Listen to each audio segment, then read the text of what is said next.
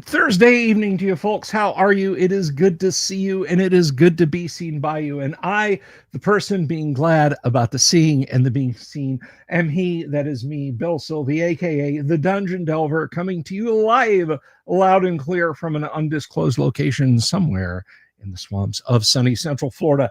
And have we got a show for you tonight, guys? It is Thursday night, and of course, that means we've got a guest in-house, and I'm really looking forward to having her out here in a few minutes. But before we get to that, let me ask you a little favor. Let me pose you with a request, if I may be so bold. Guys, if you haven't already, would you please do me a favor and click the subscribe button and click the bell icon for notifications? Because if you've just cruised in, if you've just tuned in to find out what all this is about, maybe you heard some palaver on YouTube, over on X or elsewhere, that hey, there's this guy and he has this YouTube channel, and you've been debating whether or not you should click subscribe.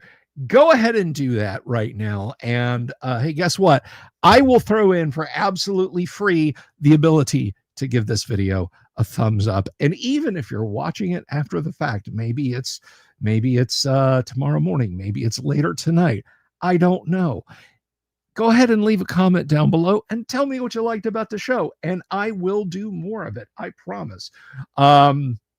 And you can tell me what you don't like about the show, and I will do less of it, or I'll try to do less of it. Because if what you like about the show, or if what you don't like about the show is my voice and my face and my style and my studio and my presentation, and there's only so much I can and will stop. But anyway, like, subscribe, thumbs up, comment. You know how it works out there in YouTube land. But Ryan Lopez, is it Holy Diver? It is not Holy Diver. It's Dungeon Delver. Well, not our guest anyway. I'm the Dungeon Delver.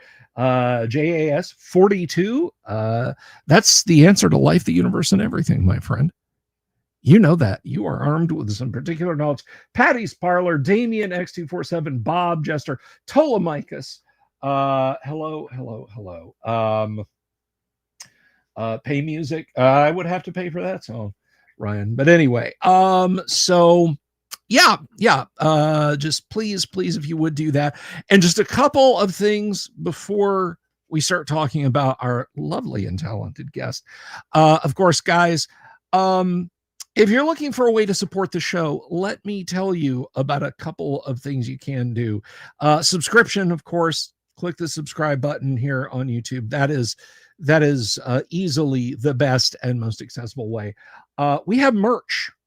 It is linked in the description below. You can check out our merch over on Spring Store. We have a lovely logo designed by the incredible Tracy Lesh, one of the founding artists at TSR back in the day, has designed our Delver's Dungeon logo. And boy, we love it lots. So pick up a shirt, a pint glass, a coffee mug, a canvas print, a sticker, some wall art, just all kinds of stuff with that absolutely gorgeous Tracy Lesh artwork on it. You can check us out. And of course, Crom, the character record organization manager software for creating, editing, leveling, level draining, and doing all other sorts of things that you can conceive to do with a first edition AD&D character. And it is available for Windows 8, 8.1, 10, and 11. And it runs on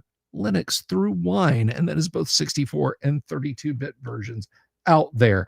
The last thing I should mention, guys, before we get rolling here tonight is do not forget, on October 1st, we are going to show the holiday giveaway items. We're going to give away 4 items. They're all the same item.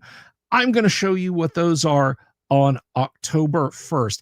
That giveaway is open to channel members and channel patrons. For as little as $1 a month, you can support the channel on Patreon, or $2 a month, you can support the channel on YouTube. But the one thing that I'm going to warn you about is to be considered for the drawing, you have to have become a member by October 31st. So you're going to see this on the 1st.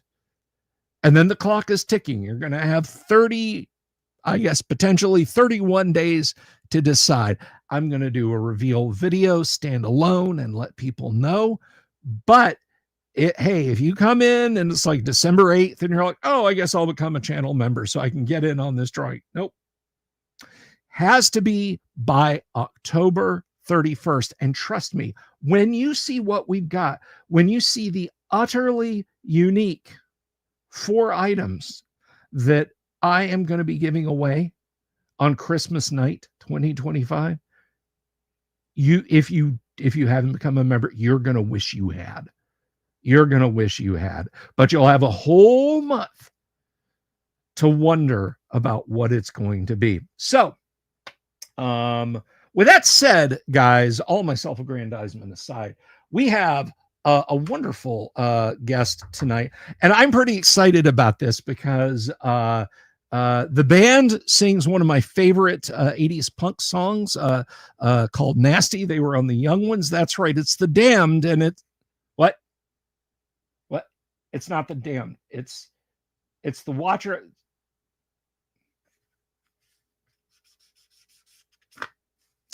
Apparently, it's not the band The Damned. No. We have author R.H. Snow is joining us tonight, and she's going to come out here in just a few minutes, and we're going to talk about her writing, about all her projects. She's got a YouTube channel. We're going to talk about all that stuff here in just a hot second. So everyone, please put your expensive lattes down and welcome from the depths of the green room. Everybody, put your hands together for the one and only R.H. Snow. Good evening to you. How are you? I am fine. It is wonderful to see you. Thank you for inexplicably agreeing to come on the live stream. How have you been? I have been absolutely fantastic, and I was getting excited because I thought you had The Damned on also. So congratulations. I wish it was me. Come on. Maybe next week. But no, I think we have something better because you're here. So now this is interesting because I know everybody these days gripes about social media, and I think with good reason, but I have met so many wonderful people in the creative sphere, writing and TTRPG, and there's a big Venn diagram crossover, I think, in those. Out on X, Twitter, call it what you will, Zitter, Twix, anyway. And I was so fortunate to make your acquaintance over there. And when I saw some of the projects you were working on, I was like, So I threw you the invite, and I cannot thank you enough. That is so sweet. Come on.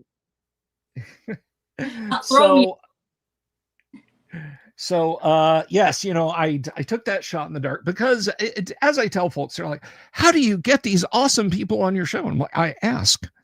I walk up and I ask, I'm like, hey, come on my live stream. What's the worst somebody's going to say? No, right? Oh, dude, everyone I know would love to be on this gig. And I mean, you don't usually have to ask book authors twice. They're like, oh yeah, I'd love to come on. I know. Off with a stick. I invited Alyssa Hazel on once, and she won't stop showing up now. Oh, I'm teasing. We love Alyssa around here, but yes, you should. As we should. But anyway, no. Let's talk a little bit about you. Tell us a little bit about yourself, please.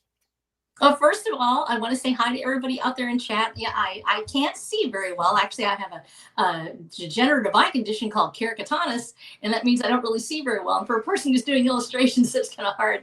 But so I just learned to wave and say hi to everybody. Hi, I love you. If you're out in the chat, I may be able to see it a little bit. Right now, I'm staring at my tiny little screen. So I know I love you. I saw some of you out there, and I'm like, I want to say hi. And I am R.H. Snow, otherwise known as Rebecca Snow, which sounds like a romance author. So I was like, dude, if I'm going to write sci-fi, you know, and TTRPGs. I probably better make it sound a little bit more action oriented. So I did. So I said RH, and like everybody's like, okay, cool, that's all right. And so I am actually, I'm part of the Ancient of Days. I actually started playing D&D in 1978. That's right, I am older than your mom. I am 62 years old, and I started playing when I was in high school, and we had a science club, and the science club started playing D&D during science class, because, you know, our teacher was pretty cool and he didn't care. And so that was the 80s. That you could still, no, actually the 70s, you could still smoke at the high school back then. Big courtyard, and all the seniors were like just lighting up along with the teachers. It was kind of a crazy time. But so anyhow, I was out there in Deep East Texas, and we started playing, and I was like, holy cow, this is kind of fun. I really didn't become serious about it until about 1979, when I met my ex-husband, and he was a huge D&D player. And so naturally I started girlfriending on it.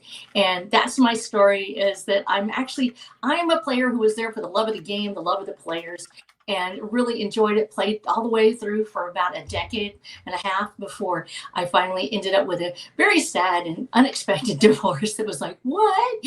And he got the books and everything in the group, and I was like, I don't know what to do. So I just sort of hung out in the middle of nowhere. I became, you know, I was a teacher, I was a single parent for a while, and ended up meeting the love of my life, who's also a fire chief and a private investigator. And while I was doing that, you know, I founded a fire department, and became a firefighter and an EMT in my little community, a volunteer. And while I was doing that, I had a great time, but I became sick and I couldn't do it anymore. And I was like, what do I do? I'm used to being action girl. And I started to write this series. I was so bored, I wrote a series. The idea actually came to me, and I was like, I have to write this book. I never wrote anything in my life except for poetry, and and some investigative journalism, which we will not talk about here because you don't need those people knowing. But so anyhow, so then I was like, oh, I'm going to write a series. Well, I had loved D&D so much, and the process of going through the adventures was so much in my mind. And I think if you read the book, you'll see we were talking about Kender before in one of the threads, and Kender is actually heavily influenced one of my main characters, and her behavior and the way she acts and who she is. And I found it creeping into the story so much. And I was like, this needs to be a TTRPG. Well, I went back and I was like, I need to see what, you know, the role playing is doing. And I still call it just D&D. You know, we had other stuff. We had cyberpunk and everything, but I was still fixated pretty much on D&D just from my experience. Holy cow, it had changed so much. Wizards of the something got a hold of it, and it was a totally bastardized version of what I remembered. It was nothing like what I experienced. And I love the new games. I love things that happen, but I was shocked at the culture and specifically cancel culture and what was happening to the game itself. And I was like, I am going to write this as a TTRPG. Watcher the Damned is going to be a TTRPG. In fact, it'll be an open world one. And I'm not going to go with the things where, you know, oh, my table is, you know, has to be a certain way and you can only say certain things or do certain things. It is up to the player, because one of the things that I've learned over this last couple of years in watching what has happened to D&D that we love so much is that when people say your table is yours, you can play what you want to play at your table. You are the DM. Now we all want to have the rules, you know, and you have to sort of, you know, go along with that. But that's your table. You want to play it a certain way. You want to play, you know, THACO rule, then you go for the THACO rule. You want to play something else, do it. But a corporation to come in and say suddenly you can no longer play the game you love is totally horrible. So I really wanted to write up a game that we could do it. And I made a little bitty module sort of just on the side just to test it out with Jonathan Harden, who was a fabulous guy. I'm sure I don't know if it's even playable or not. I like it, but that's me. I'm the person that wrote, you know, that I was like, oh, that's great, you know, because I did it. But I think that as an open world TTRPG, the fourth series of Watcher the Damned actually will be the TTRPG called Wildlands. And it's based on the world itself, because Blaine Pardoe, when he was reading the series, he actually gave me a fantastic review. He actually invited me on his interview podcast on Rumble. It's really a pretty big deal for me. I was kind of excited because Battletech and Blaine Pardoe and everything. I was like, ah! I made squealy noises and everything. And he gave me a 5-star review, and I was like, ah! And then he said, this would make a really great TTRPG. And I was like, I started one. actually read, and I was very, very excited because it confirmed for me, yes, I think this would be a fabulous TTRPG. And that whole going through an adventure with people you love around your table. Nothing feels like that. And I wanted this series to feel like an adventure, and I want it to be an adventure. We need to write what we play what we love, and game on. Do not let anybody stop you from playing your games you love. Do not let anybody interfere with your games. You have dice, you have paper, you have pencils. You can make your maps and you can write what you love. Do not let somebody stop you just because some corporation somewhere got the bright idea that maybe they could tell you what to do. It's your game. Absolutely, absolutely. And that is something I try and tell people all the time when they're like, I don't want to support Wizards of the Coast at all. And I'm like, look, I get that. Play first edition AD&D, play original D&D, play basic D&D, play the D&D you love. That doesn't mean you support them. But I also want to thank the Lord Otter for the super. Thank you so much. Otter says, wanted to give a big shout out to RH Snow, one of the kindest and most talented indies I've met so far. God bless RH. Well, thank you, Lord Otter, for saying that and for the super. Otter is so amazing, and he DMs too. He's got a game going on the side over there, and it is so much listening to him. And he's also got a book he wrote, and he's extraordinarily talented. And for him to say he did that for me, that's just so sweet. That's like being that's just amazing. Thank you. Well, thank you very much, Otter. I do appreciate it. Although I do have to mention, because we were talking before the show, and you were talking about places you'd been on, and I said, I promise you've been on better live streams and podcasts than mine. And then you've been on Blaine Pardo's, therefore I win that argument. But it's mind-blowing, because I just actually come out with the book. I'd just been nominated for the Prometheus Award, which is an old line. There's the Hugo, the Nebula, and then there was Prometheus Awards, which I love. The Prometheus, it's still one of the last non-woke awards standing. They have integrity. They will absolutely pick the best one, regardless of left or right. It has to be about liberty. And so we've been nominated, and I actually had 3 nominations that year. And Blaine brought me on, and I was like, oh my gosh, I'm gonna die, because I'm like, I'm so niche, and mm-hmm. I don't advertise at all. Everything I've had, it's been amazing. It's been all word of mouth.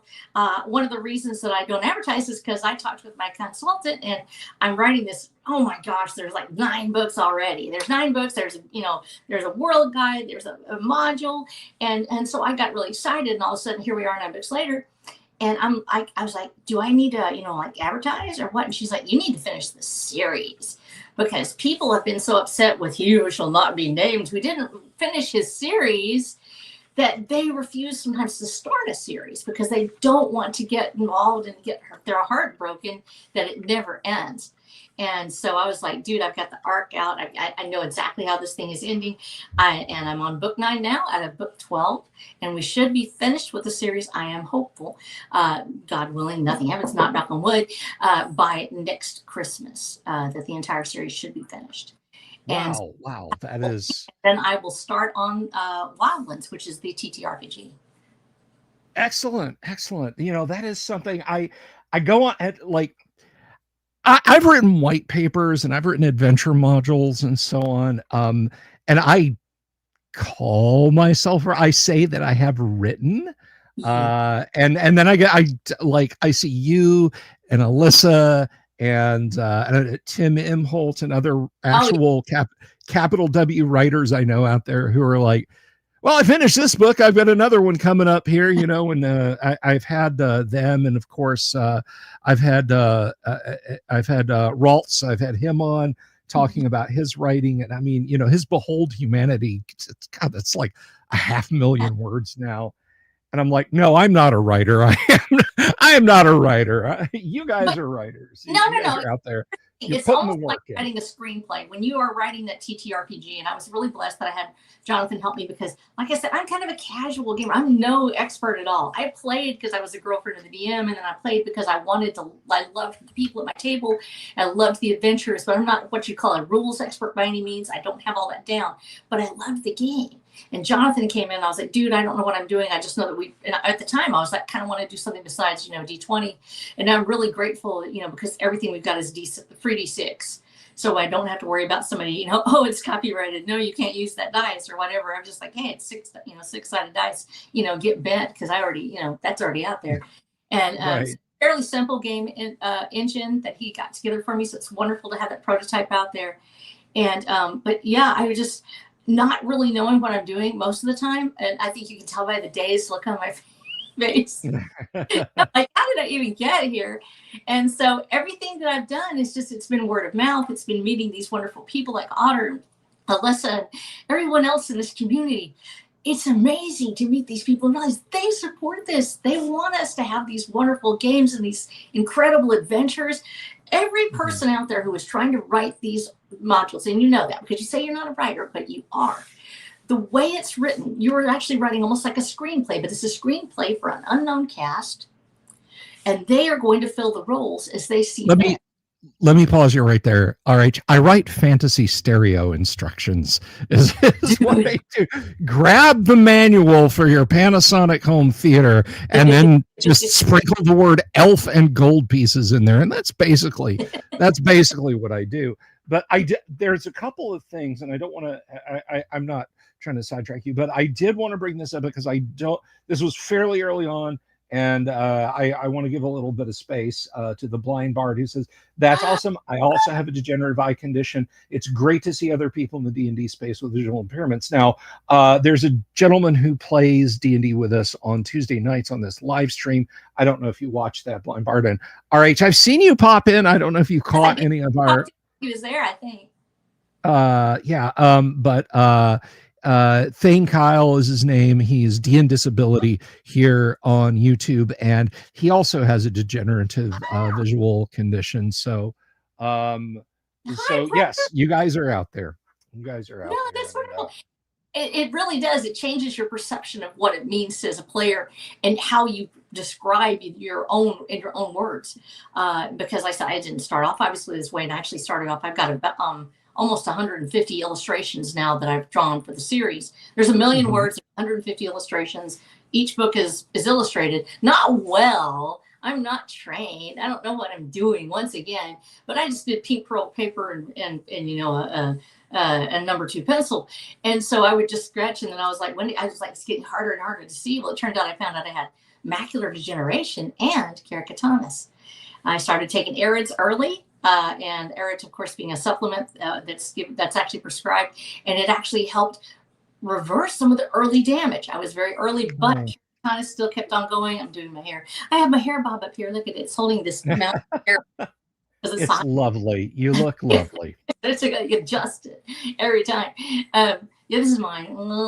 But anyhow, so I'm like, I couldn't really see. And I was like, oh my gosh, how am I going to do this? So I started using Procreate, and it was a huge learning curve for it. But I used some of the skills I actually learned when I was doing TTRPGs. I always drew, but I love to draw my characters. And so I would do that. And so the world guide that you got actually was one of the first things I wrote. And it was, it's actually my author notes. And it got so big. My daughter also, who plays D&D, was like, this could be like a D&D guide or something, or like a BC or a character guide. And I'm like, okay, whatever, we'll just do it. I have a tendency to just sort of do things and then see what happens later. And if it's good, it's okay. And if it's not, I'm just going to let it stay out there forever, And I've done a whole lot of music. I've been on some albums. I've actually got that on my YouTube channel, way down at the bottom on my playlist. Actually done several tens of thousands of hits on it with my brother, Wayne the Train Hancock, who is a country music singer. And so I can sing okay, but when you do your own like music on a phone, and you're in like a set hut and it really echoes, it has a tendency to get a little reverb going. So I don't pretend like it's any good. I don't pretend like it's that great, but I actually wrote a soundtrack for Watcher the Damned, as well as the TTRPG and everything else. So I have a tendency to just go out and do stuff to see what will happen, just because I want to see what takes place. And I'm not sure if it's any good or not, but I still like doing it anyway. It's just fun to try, and you never know until you've tried. And so I ended up doing that and actually making a little podcast for it with like music, and it's got like little voices that I do. And it's one of those things that when you do that kind of creative work, if you're afraid of doing it wrong, you might never do it at all. If you embrace that you're going to do it wrong, then you'll do it and you'll just say, oh gosh, well, that didn't work out. I'm cool. Maybe I'll try again. Maybe I'll do it better the next time. One of my mantras is dare to be stupid. When people dare to be stupid, because people will look at you and they'll go, why on earth would she do that? That is just atrocious. That song sounds like, a cat in a tin can yelling, and you'd be like, no, try it. I was stupid that day. What ever happened? But it turned out okay. And some of it's actually pretty decent, and others, but I think that not being afraid to be stupid. I was so scared coming on here because I was like, what if I do the rules wrong? What if somebody's going to find out I'm not any good at D&D? I was a DM's girlfriend or something for 15 years or whatever. But that's one of the few things I actually get scared of, is like disappointing people like you. But if it's just me and I'm just, playing around with stuff, I'll put anything up there. I put my storm chasing videos on there. You trust me. I have had people from all walks on the show, and my audience will back me up. I have never had a guest on where I was just like, in the back of my mind, just sitting here going, and watching the clock as it ticks down. Trust me, you're fine. You're absolutely fine. There was one other comment, and I have to throw this out here. I don't know. Do you follow Feifel the Twit over on Twitter? Are you following Feifel? Absolutely amazing artwork from Feifel. But Feifel says, firefighter and a private eye. You'd have to be an author. You're married to a film noir. I know. Yeah, it's not supposed to be based on anybody living or dead, or resembling anyone, but don't say anything. Okay. Mom's the word. Trust me, literally tons of people are watching this live stream right now, so word won't get out. But so that is quite the tall drink of info there, because I did literally, folks out there watching, I was just now old when I found out she's also a country music singer. So is there anything you haven't done? Make money. I don't know how to do that. It's like, okay, so I've actually had thousands of sales. Actually, I've been shocked that I did. And so now we're in the thousands. I think we're like 2,000 or something like that. And that's without any advertising. And so, of course, that's like a 9-book series. It starts to add up after a while. And so that's pretty, does. And so actually that, when we found out about how the publishing industry works, I was like, holy cow, normally in the publishing industry, they don't help you anymore. And in fact, they will wait. If they put you out there, they go, hey, that's cool. Here's a contract, and you sign it, and you put you out there, and then like, okay, you go do your own thing, go make some money, go raise up some stuff. And people only have about 3 months actually to turn it around, and they have to make around 1,500 in sales, or else they get dumped. But then you lose that property. So when I went indie, first of all, I went indie because I knew nobody was going to touch this property. It's about Texas. It's about freedom. It's about people having revolutions and overthrowing evil governments that are global. And I was like, I'm pretty sure ain't nobody going to want that. So I was like, I'm just going to do it myself. So I got out there and I did it, and I'm like, hot dog. And so I got it. And by golly, people actually, they sort of bought it, and they started talking about it. And I was like, that's really cool. And then I realized one day, I was like, well, I've only got like, 2,000 sales or whatever. And then I looked at what the industry standards were, and Otter will tell you about it. He's seen it too. The industry standards are that there are people out there that are huge names right now that have maybe sold actually only about 30 books. If you take out all the things where they sell it to Barnes and Noble, or they're 30,000 books, but they went to Barnes and Noble, how many actually got into the hands of the readers? 30. Yeah. I'm not sure who it was, but it was 30 copies. And so all of a sudden, y'all, if you're selling 50, you look down and someday you have like 10 or 20 or 30, you're doing better than some of the huge names in the industry. They're just hiding it. You cherish each one of those sales. You understand that you did this. You took up a person's, not only their dollars, but their time. They gave you their time, which you can never get back. and they shared that with you. They told you that they read it, or you saw that dollar hit your account and you went and bought, like some ice cream or something. I don't know. And so that part is just so cool to me, that somebody actually cared enough to look at my stuff. And I was like, holy cow, somebody gave Oh, $10 to buy my book. And so I don't know how to make like tons of money. I'm not that person, but I know how to make other things. And so once I embrace that part of it, I've been able to take care of myself all my life. Don't get me wrong. As a teacher, I already knew I wasn't going to make a lot of money. I wanted to do it because I loved what I did. Same thing with being a volunteer firefighter. You don't make jack diddly squat, but you enjoy it because you're saving lives. You get to put out a hay bale fire, and it's a lot of fun. Singing with my brother, said Wayne the Train Hancock. He's pretty big deal out there in a lot of circles, and he's he makes the money. I did it for free because I was just like, hey, I'll sing on your albums. It's like just sort of jumped in there, did a couple of them. Yeah, you know what? He's having a great time, and I don't have to make that money. But I've been blessed enough that I could say that I've had what I needed, and God has been good to me, and it's not because I've been good; it's just because He's good. And I recognize blessings when I see them. And oh I'm yeah. Oh great, yeah. I'm so grateful that I have, my husband is helping me, because I was able to pay for each book cash up with money that I made and with money that he helped, make for me. And I kept it down. I actually kept down the amount of money that I was spending, because it's really hard. You can't just go out there Oh and yeah. just get it unless you're one of those other people. But so I find that for some reason I'm really good at doing stuff that sounds really cool, but I'm not necessarily good at turning that into cash dollar. But then when I started looking at sales and what the industry standard is, I realized I don't need to down talk that either. It's amazing that somebody wanted to give me that $10, that somebody wanted to share their lives with me for however many hours it was that it took them to read the whole series, because it's now 9 books, y'all.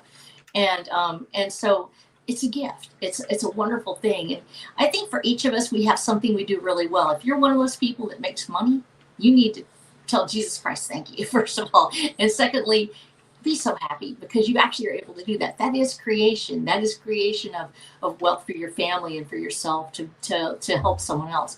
If you're one of those people that cooks, I'm telling you right now, I don't know why, but God has denied me. I cannot cook with a dang. I'm not good. I can burn water. I am not a big cook. And I have tried. My mother was a cook. She's shown me stuff, and she'd be like making a roast. I made some charcoal that was once meat. I can't even. My husband cooks. He's the one. And so if you're that person that makes a home, that actually makes it beautiful, that's creation. You have a gift. You out there, you already know what your gift is. You're actually a curator of culture. And I've told some of my That's I'm something, but I'm a curator of culture. Right? That's a new one. That is a new one. But no, I actually I had to learn to cook. I became the husbandus domesticus. So I had to learn to cook something other than steak and microwaving hot dogs. So it's less difficult than you might think. But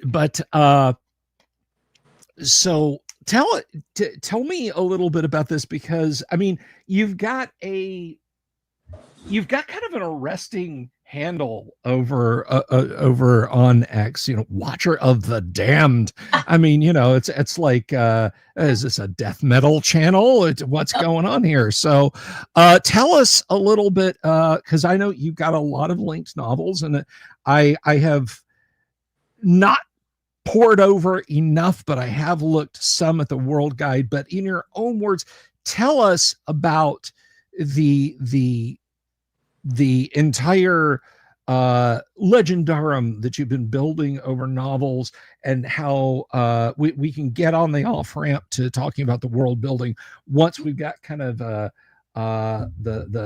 10,000 foot view. Tell us a little bit about that. Watcher of the Damned is a story of a single man who feels trapped. He's a prisoner. He's dealing with his own disabling conditions and his own fears and his own foibles. He's also, like every other man in existence, he's a very dangerous man.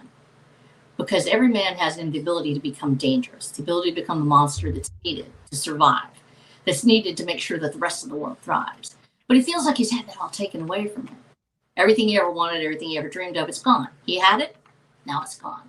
Thanks to a world ending dystopic mistake that was thrust upon the world by its own corporate world government. Now he's living the aftermath of that. And he finds himself hopeless, feeling like there's no longer such a thing as freedom. He wants it. He wants to fight for it. But he's trapped by his circumstances. He will meet a catalyst, and that catalyst will lead him to freedom.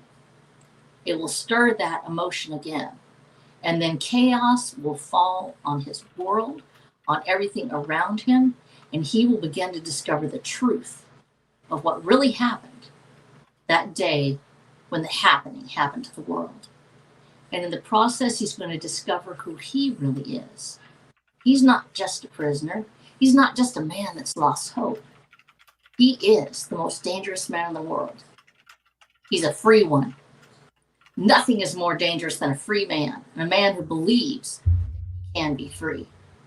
And so I wanted to write this story about a man who actually starts a revolution against an oppressive, systemic world government that feels like he's really nobody, and the rest of it is meant for them. And I wanted to show how it could be done. I'm from Texas. I think maybe you probably figured that out at a certain point if you listen to me talk long enough. I moved all over the country when I was younger. But there's a culture in Texas that still exists to this day that you can fight for freedom. And you could even die for freedom, and it's still a win. It's still a win because at least you tried. At least you gave it everything you had. Sure. And I wanted to put that out there. I wanted to sort of parallel in some ways this alternate future of a broken, technologically dismantled world that once had been high tech, and now everything is destroyed around it. Nothing seems to work anymore. The earth is beautiful in and of itself, but it's also very deadly and very dangerous thanks to this terrible happening that took place when the government decided that it wanted another outcome. And so now we have this, the government, by the way, absolutely foobarred the planet. And I mean in a bad way. It is totally messed up. They weren't supposed to do it that bad. And I know that would be hard for some people to believe that a government could do that. But I'm here to tell you that in Watcher the Damned, it really does happen. And so he has to go out of his own hole in depression where he is in his life. And he has to fight all the way to the top, learning what it means to be a true revolutionary, what it means to actually fight against something that seems impossible to win against. And I wanted it to feel that way. I didn't want to feel like it's easy. I didn't want him just to step into it and the revolution's already underway and you just have to come in and be the hero. He has to start. He has to help build this revolution. He has to put it together piece by piece. He has to deal with surveillance, because even in a technologically dead world, you can have surveillance. Sure. The world is not completely technologically dead, but that's a spoiler, and I can't necessarily talk about it. But if you all, I probably have a couple of people out there who have read the entire series, and they know that there's a big reveal out there that, yes, you can fight back. You can win, but you have to believe it first, and you have to do it. You can't wait for someone else. And sometimes it's up to the man at the bottom to climb his way to the top, to lead other people. That's leadership. And he has to believe that it's worth it, even if he loses everything. Well, that is, I mean, and this is this is across, not counting the world building RPG stuff. You've got this is a 5-book series you've got going here. There should be 6 on there. There's 6. Okay, all right. There's 6, and then you have the TTRPG as well, and the world. Okay. And then we have a second series that started. So the first series is actually finished, Watcher the Damned Watcher. And then the second series, Watcher the Damned Wanderer, which is starts off with Trail of Travail and then goes to Caballeros del Camino. And I'm in the process of finishing out the book Hellbilly Highway, which that's the road series of those 3. And then the last series, of course, is Watcher the Damned Warlord. Okay. So, This is so boilerplate, and I apologize, but it's like when whether you're an amateur like me or a pro all the way up who's actually doing this for real as a grown up, you got to ask this question. As a writer, who do you read? Robert E. Howard, number one. Robert E. Howard. So Conan, off the top, Mm-hmm. one of my favorites. I read the whole 17 book series by him. Love Frazetta's work. That's actually what drew me in, was Frazetta's work. And then I saw this. I had a fantastic 17 book pulp series that I had, and so I read all through that. I love Ray Bradbury. Started with him back when I was in 7th grade. Actually, became a big fan of his. Jack Vance with The Dying Earth, which actually is seminal in Gary Gygax's work as well, I believe. Yes, absolutely. Now this is one of those things not a lot of people know, but in one of his later novels, Vance had a ship captain named Gygax. Yes, I know. I love that he snuck that in there. By the way, I have to tell you this, RH. I love surprising people with this. So you and I are acquainted. Yeah, I would say, to a degree, we're acquainted. I knew Gary. Gary knew Fritz Leiber. Fritz Leiber knew H.P. Lovecraft. Congratulations, you are 5 steps removed from H.P. Lovecraft. Oh my there you gosh. go. And 6 steps from Robert E. Howard, because Howard and Lovecraft corresponded with each other. Yes. Isn't that cool? Actually, I played Call of Cthulhu. Was one of the first things we played, because for whatever reason everybody loved Call of Cthulhu, and so of course, and that's Sandy Peterson as well as involved in that. Yes, those authors. So actually, Cthulhu. I come to Lovecraft through Call of Cthulhu, and so because I had never really dived into it that much, I had Ray Bradbury and Isaac Asimov and the others, and also of course I read a whole lot of Mark Twain. I'm not just in the sci-fi or the fantasy. Read Tolkien, of course, which Tolkien is one of my favorites of all time. He says, of course. And I read the Silmarillion too when I was in junior high, and so I was a big fan for that. Roger Zelazny, actually, who with the Chronicles of Amber, read that. I'm also a huge history buff. I love my 13 Days of Glory by Lon Tinkle, which of course turned out to be the movie The Alamo. With John Wayne as, Davy Crockett, cool, so I'm pretty big into that, and so I love there's sort of this mix in my life of this sci-fi, western, romance, adventure, rom-com thing going on that it was so overwhelming. I just sort of mashed it all together. Yeah. Some sort of genre that and it's one of the hardest things about Watcher of the Damned is that I can't really put it into one single genre. So we're actually just thrown in there with just sci-fi in general. We actually climbed to the top 1,000, which was a shock at one point. And I was surprised. I was like, wow, how do we do that? But because sci-fi just generally is so big, but they really don't have like an inspirational Western romance. Sci-fi romance. It's not there, post-apocalyptic with genetic, engineering.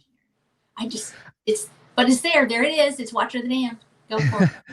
I have to ask you a very silly and very specific question, and I hope Tim Imholt is still out there watching, because this is the most ridiculous book title from the early 1970s. Have you ever read The Texas-Israeli War of 1999?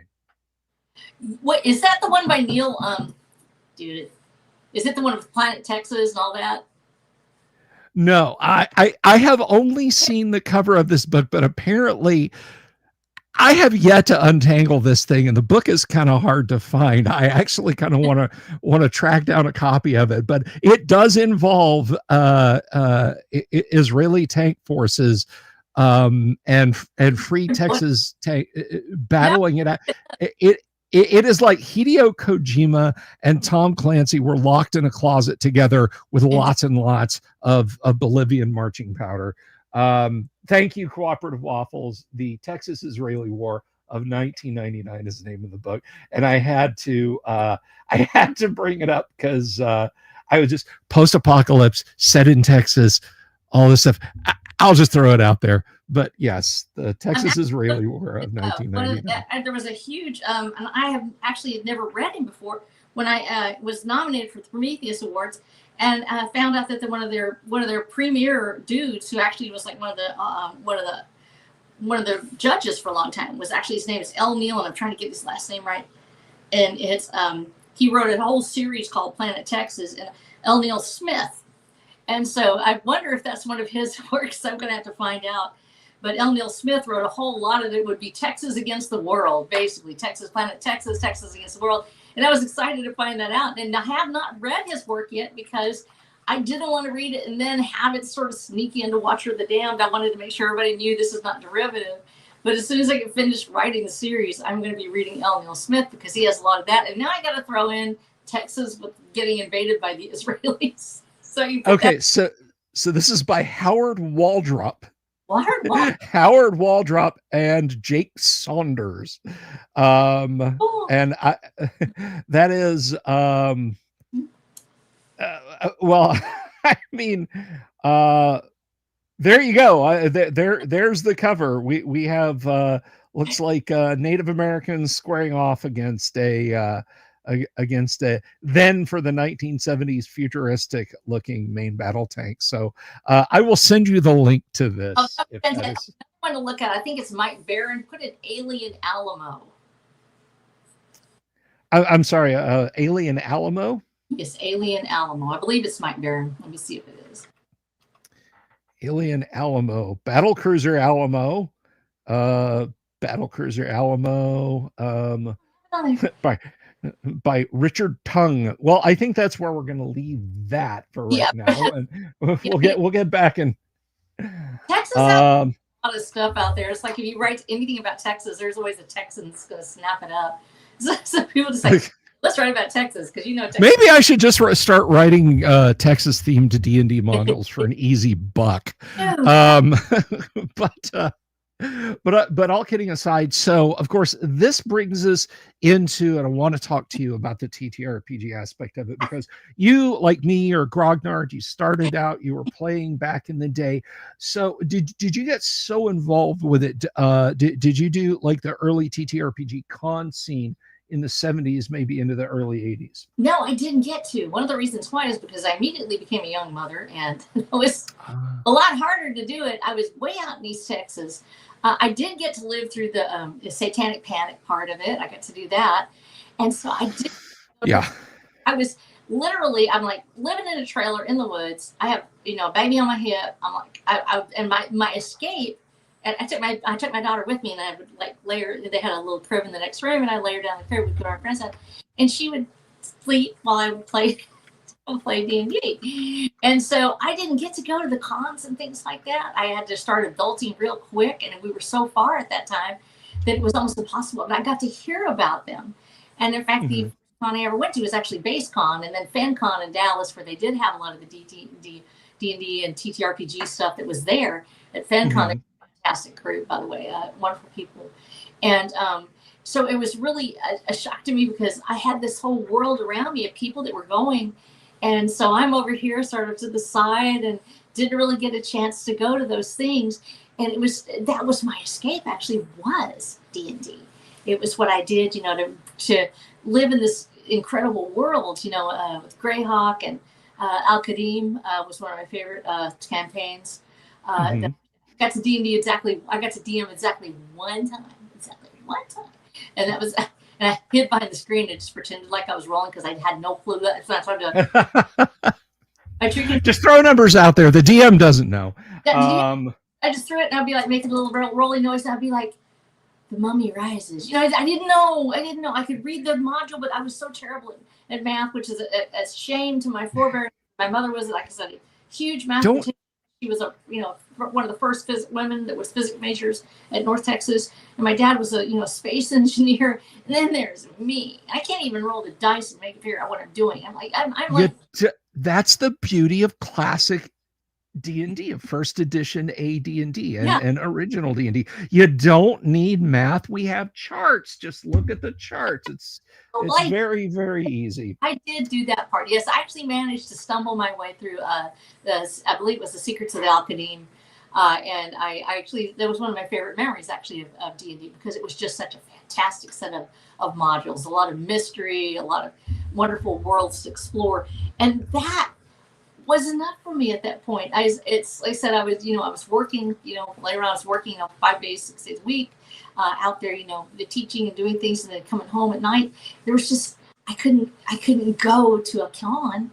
I'm out, 150 miles, 200 miles from Dallas at that point. Sure. Yeah. So, There are but I'm sorry, go ahead. So I never got to go, but I've heard so many wonderful things about it, especially the Lake Geneva. I think that would just be so cool. I'm going to tell you what, Gary Con is big. Now this is for me, and some of my audience may disagree with me. I think Gary Con is a little too big and a little too crowded, but really? I mean, there's people that go to Gen Con. That's 70,000 people in a weekend. Yes. Yeah. But I will say, I'm going to brag on my friends, Eric Garland and Heidi Gygax Garland up in Lake Geneva. You could do a heck of a lot worse than to go to AgCon up in Lake Geneva. Very small con right now. It's a very cool, laid back little town. I do recommend. I think if you're gonna go a distance for a con and absorb some D&D history, you could do a lot worse than that's for any of the rest of you out there. I because of I actually also I have other things going on too. Like I have a heart condition. I actually had a heart attack last year, and so people they treat me like a China doll, which is kind of fun. It's like you sit mom on a pillow and you stay there. I'm like. But one of the things that's really opened up is the fact that there's video where you do video con. And actually, after I did base con in 2022, I was like, dude, I want to do some more cons. And so one of the things I'm trying to do is to get a chance to go to the cons that are closer to me, so I can actually be there. But I also want to start doing things online. And somebody had mentioned that EdCon actually has I think has a video link or video conferencing for one. And I don't know about that. I somebody had said that, but anything like that, I would love to do, because I think that there's so much potential for that. And well, then I am going to formally invite you right now. We do a little convention mention around here, the GWOC, the Great Underground Online Gaming Convention. It is only online, and I would like right now on the show tonight, I would like to invite you as a guest of honor. You come, you play, run a game, and have a panel at the GWOC. I would love that. You can do it from the comfort of your home. You don't even have to get dressed. You don't have to put your luggage together, get a hotel room, get a flight, get a car, get a train. None of that. I'll talk to you about it. We'll talk. My people will talk to your people, and we'll get you to the GWOC, and his name is GWOC. GWOC, the Great Underground Online Gaming Convention. That is so cool. Okay, I'm in. I want to be there. All right. So you will join you will join a long and illustrious list of people shouting into their computer microphones. What I roll? What? Wait, what? But Teddy, the GWOC, here, I'm gonna have to there. The improbable name of the GWOC. And if this is for the kids out there, all right, you don't have to sweat this, but if I hit 10,000 subscribers on the YouTube channel, we will change the GWOC to the GWOC, the Great Underground Overland Gaming Convention, and I will hold a real life con here in Florida. I won't get rid of the online component, don't get me wrong, but cool. It's very safe for me to make that promise to them, though. RH, I'll never get 10,000 subscribers on my YouTube channel. It has happened. It absolutely has happened, and I think that there's a hunger there for people to run their own tables the way they want to. You've been fantastic, but you allow people to be themselves when they're playing. And I know that people watch Critical Role or they watch other things. It's kind of like it's sort of a scripted, play. Yeah, getting involved in it. And I was watching you the other day. I actually popped in. I was just like, I'm listening to you in the background, and Mhm. just being there at the table, being able to play the way it is. You bring these people in and they want to be able to run their own game. They don't need this sensitivity, crying, business. They just want to be able to play a game. They just want to be able to enjoy themselves. And And you I think you can get there. I don't think that's out of the play. I don't think that's beyond the pale, dude. Yeah, no, I don't think it is either. Patty has to dip out, but he wanted to say, don't forget to sell War Fantasy, Ms. Snow. I'm not even sure what's going on with that. We'll come back to it, but message received. She now knows. But as far as Critical Role goes, look, I am very much a hate the player, not the game, or hate the game, not the player. I'm sorry, hate the game, not the player. Hey, every person associated with that, from cameraman on up to the guy who put the thing together, Matt Mercer, they work hard. Okay. They absolutely work hard. They deserve every penny they get. They deserve every accolade they get. But, and I'm going to say this because I've gotten a couple of super chats, and I there was a quick one like that just came and went from Brian Acosta. Brian, thank you very much for the $2 super. I really appreciate that. I'm going to say that Critical Role is to real tabletop RPG as porn is to real lovemaking. It is a standard that people hold their games up to, and I have seen. And I want your feedback on this too. I'm not just ranting to hear my own voice, but I feel like so many horror stories you hear about I put on TTRPG horror stories when I'm doing stuff around my studio just to have noise in the background. And so many of them are, well, here's the title. My DM thought that he was going to be like Critical Role, or I thought D&D was going to be like Critical Role. Critical Role and its consequences have been a disaster for TTRPGs because they pretend to play D&D. Yes. The outcomes are scripted. When we play here, I tell people this. Look, you can start watching any Tuesday night, any Friday night, particularly Friday night when we play Gamma World, and the dice decide what happens. I roll them out where everybody can see. If that 6 hits you in the previous round, and I roll it again, and I have a 6, I'm not going to say, "Oh, you're missed," because I want a given character to survive. I want to play D&D. I want to play. And even if it wasn't D&D, even if it was Call of Cthulhu, Star Frontiers, Traveler, one of the RPGs my co-host Kyle has written, any of those, I want the viewer to come away having sat in on an actual RPG session, not on some pre-scripted Disney ride where you start here, you go here, and there's no danger to your character, and everything moves forward.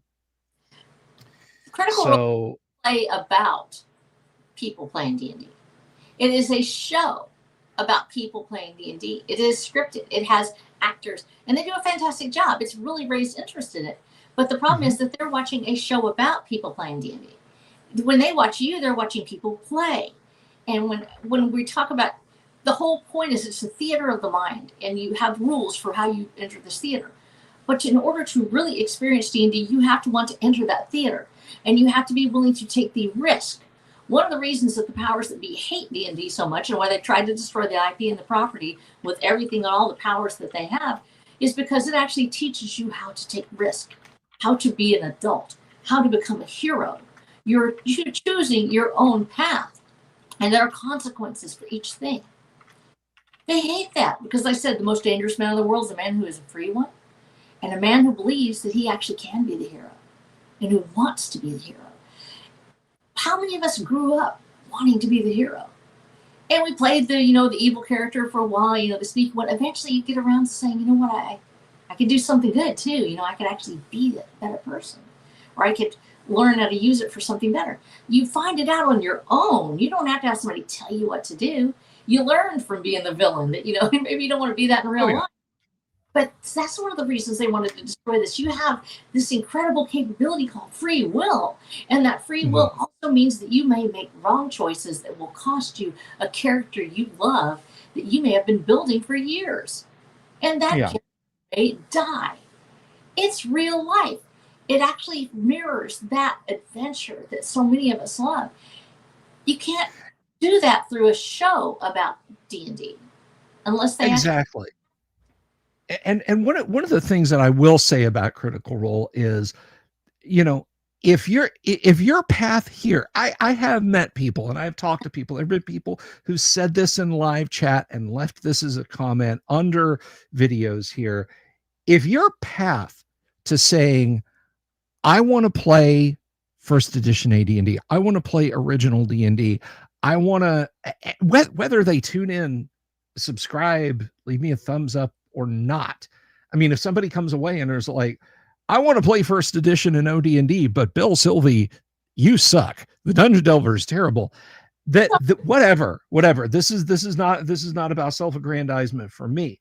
But if somebody comes in and their first entry is Critical Role, it is 5th edition, but they decide that they want something meatier, they decide that they want something a little chunkier, a little bit more Baroque, a little bit more Byzantinian, if you will, and they yearn for that freedom that an older edition gives them, but that's where they started, be it 5th edition, 4th edition, whatever.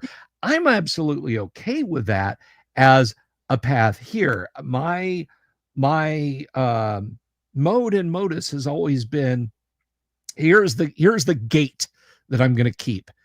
Do you want to play TTRPGs? Yes. If the answer is yes, sit down at the table, leave your baggage over there against the wall, but sit down at the table and come be an elf on graph paper for the next 2 hours. Otherwise, it's maybe not the hobby for you. If you look at it and are like, I have to change this, or I have to make this a deep psychological exploration of X, or maybe your table is like that. But don't seek to change someone else's table there. No, what are your thoughts on that? Your table is, you are the ruler of your table. What happens at your table is your decision, and it shouldn't belong to somebody else. That is the whole point of being a DM in the first place. You are creating this universe, and yes, you may be using the rules, or you might be going along with a module, but you are helping run that universe. And you have a right to say who you want at your table. Now, this is very controversial. You can play with your friends, and you don't have to open the whole world to it. You can go to your house and you can play with who you love, and you can play it the way you want to play it. That's the beauty of it. That's the whole point. A DM goes in and he creates this incredible world, or she does, and you get to play along. And if you want to have all the frou-frou and the crying and the prancing little new, orcs or not orcs or whatever, go for it. That's your table. You're able to do that. But don't fuss if somebody else has a different kind of table, or they've got a closed table where it's just them on Friday nights and the 4 guys they've been meeting with for the last 3 decades. Don't get upset at that. They're not gatekeeping you out. If you don't like what they're doing, go start your own table and play it the way you want. But leave other people alone, because they are doing that same thing. They are practicing their freedom, their right to have a world within their own world. They are creating something beautiful, and they want to play it the way they're playing. You don't have a right to just barge in and say, you have to let me into your table, your private whatever. And people say, well, I would never do that. I wouldn't break into somebody's house and tell them what to do. But that's exactly what's been happening when people get online and they suddenly, well, they're playing it this way, and obviously that's from a work ideal, and we don't do that anymore, or that's human-centric, or whatever it is that they're going on about, whatever ism it is that's happened in the last 2 days that they've decided suddenly is the next big thing. It's just a means for bullying somebody at that point. It's just a means for demanding that someone open up their world and let you in so you can destroy it. If you truly loved D&D in the first place, and this is me talking to you out there, if you love what you're doing, you love this game, you want to play. If you love it, you will realize that you are able to create your own world, and you wouldn't want anybody telling you that you can't run it the way you want it. If you have the rules and you decide, hey, I'm going to use this rule, but I think I'll drop that one. You don't say anybody. Now, if you're on, on the internet, then yeah, somebody's probably going to, chat, be upset. But that's okay. That's what people do. The ones that love it will be there. But you can have every household reflect what you decide that you are. They have to do it the way you would do it. Isn't about D&D at all. It's about power, and it needs to stop. Because people are destroying the IP. These people wouldn't have loved it anyway. They aren't really playing D&D. They're just being a little martinets that are wanting to tell everybody how to do stuff, and that's wrong. If you want to play, go play. Yeah. But play it at your house. Play it the way you want to do it, and let these other people play the way they want to play it, and just leave them alone. Go play. And it's an interesting duality, because right now, I tell my fellow grognards this, and I feel like, look, I get it. Okay. There's a lot of dumb stuff that comes out of the mouth of the C-suite types at Wizards of the Coast. I get it. I completely understand. Hasbro is mismanaging the IP because, I feel like they're doing it on purpose. I feel like that's what's going on. Somebody's shorting the stock somewhere and they're planning on tanking it. But I'm going to say this. There has never been a better time to be a fan of any edition of Dungeons and Dragons than right now. Why? Because I can go right now on DriveThruRPG and equip a table from nothing but a tablecloth to full on enough players handbooks for everybody, physical players handbooks, not PDFs where I've got to move a laptop or a screen around. A Dungeon Master's Guide, every classic adventure that TSR published, a DM screen, a Dungeon Master's adventure log, the Goldenrod character sheets. I'd have to get my own Goldenrod paper to print them on, but the works I could put them out there. And Savo, you're going to answer for this because I think that's a beautiful sentiment. Savo says, few things make me miss the USA more than a good rant from a Texas matron. But anyway, and if you want to Control X and Control V in where I said original D&D or 1E for 2E, for 3E, for 3.5, whatever flavor D&D you have, we can hate Wizards going in and going out and coming back in. The fact is, all the stuff is out there. It's all available. You don't have to not play a D&D that you don't love. And that is better than we have had it in a long time. Like I get people who say, I don't want to give WotC a dime. And to them I say, okay, go on eBay and buy the books there. No, that's the point. I think that's the reason it chaps me so much when they go after Gary and the others who started this wonderful adventure that we're on. When they started down talking them, and I think they're doing it literally to try to drive people away from actually playing the real game, the original game. And I said, now let me say this: WotC did some good things. There have been some great stuff that's come out of WotC. I'm not going to lie about that. Sure. I think that there's been some wonderful things that they've done. But when they start going back and they start smearing Gary Gygax and Arneson and the others who wrote this when they say it was racist or it was sexist, I'm living proof. I'm a witness to history. I walked in 1978 and somebody didn't say, you can't play, you're a girl. I'll tell you who did say that. That was my Little League people back when I was trying to play and they couldn't be a girl and play. And I aged out just at the time they let girls in. I was like, dang it. But some things did happen. There was things that happened where women maybe weren't exactly allowed to be somewhere.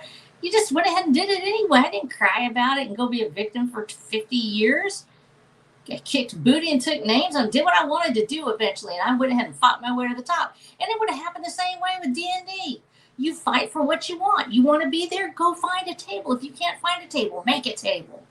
But you can do it with D&D. You can literally pick up that original copy and you can say, dude, Gygax actually wrote some pretty good stuff. Peterson made a great game over here. Arneson, dang, these people got together and they created something fantastic. I don't have to go to a corporation and beg permission to play that game. I can go to my table, open up my little book, put my little screen up, and get my friends and say, hey, guess what, y'all? We're playing D&D tonight. And there's not a single soul in the world that's going to stop me, because I'm going to do what I want. I'm going to write what I play. I'm going to play what I love, and I'm going to game on.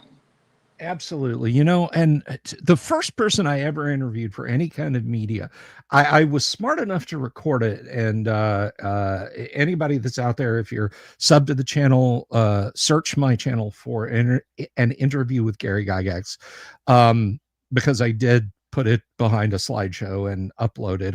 But I talked to Gary in 2002 on the phone. I think I see. That's where I've seen you actually before. I was looking at Gary Gygax stuff. And you know, I talked to him for the first time ever on that phone, that recorded interview. And I have I worked for him for a few years. My wife and I had dinner with him. In that entire time that I interacted with Gary, when we talked about TTRPGs, because D&D was not his main focus at that point in his life. He would gladly answer questions about D&D history if he was going to play D&D, which you know, we did. That was one thing. But you know, I just want to sit here and chew your ear nonstop about this, about D&D was not. It was the essence of it. If you had to boil it down, if you had to distill it and pelletize it into concentrated Gygax, I want people to play games, and I want people to love TTRPGs and fantasy and escapism. And there was never, ever a sense. I would do such a terrible job of this. I'm going to recommend you and anyone else out there watching, go catch Paul Stormberg's When We Were Wizards podcast, where he really gets into the history. Gary wanted people to love games and escapism through games as much as he did. That was his whole thing. This made up this imaginary bugbear, if I may put, not to find a point on it, that people have created, that he was an ist or a phobe or some kind of monster. It is entirely false. It is entirely false. He would have, I think Gary would have gotten a kick out of you, actually, if I may be so bold. But he was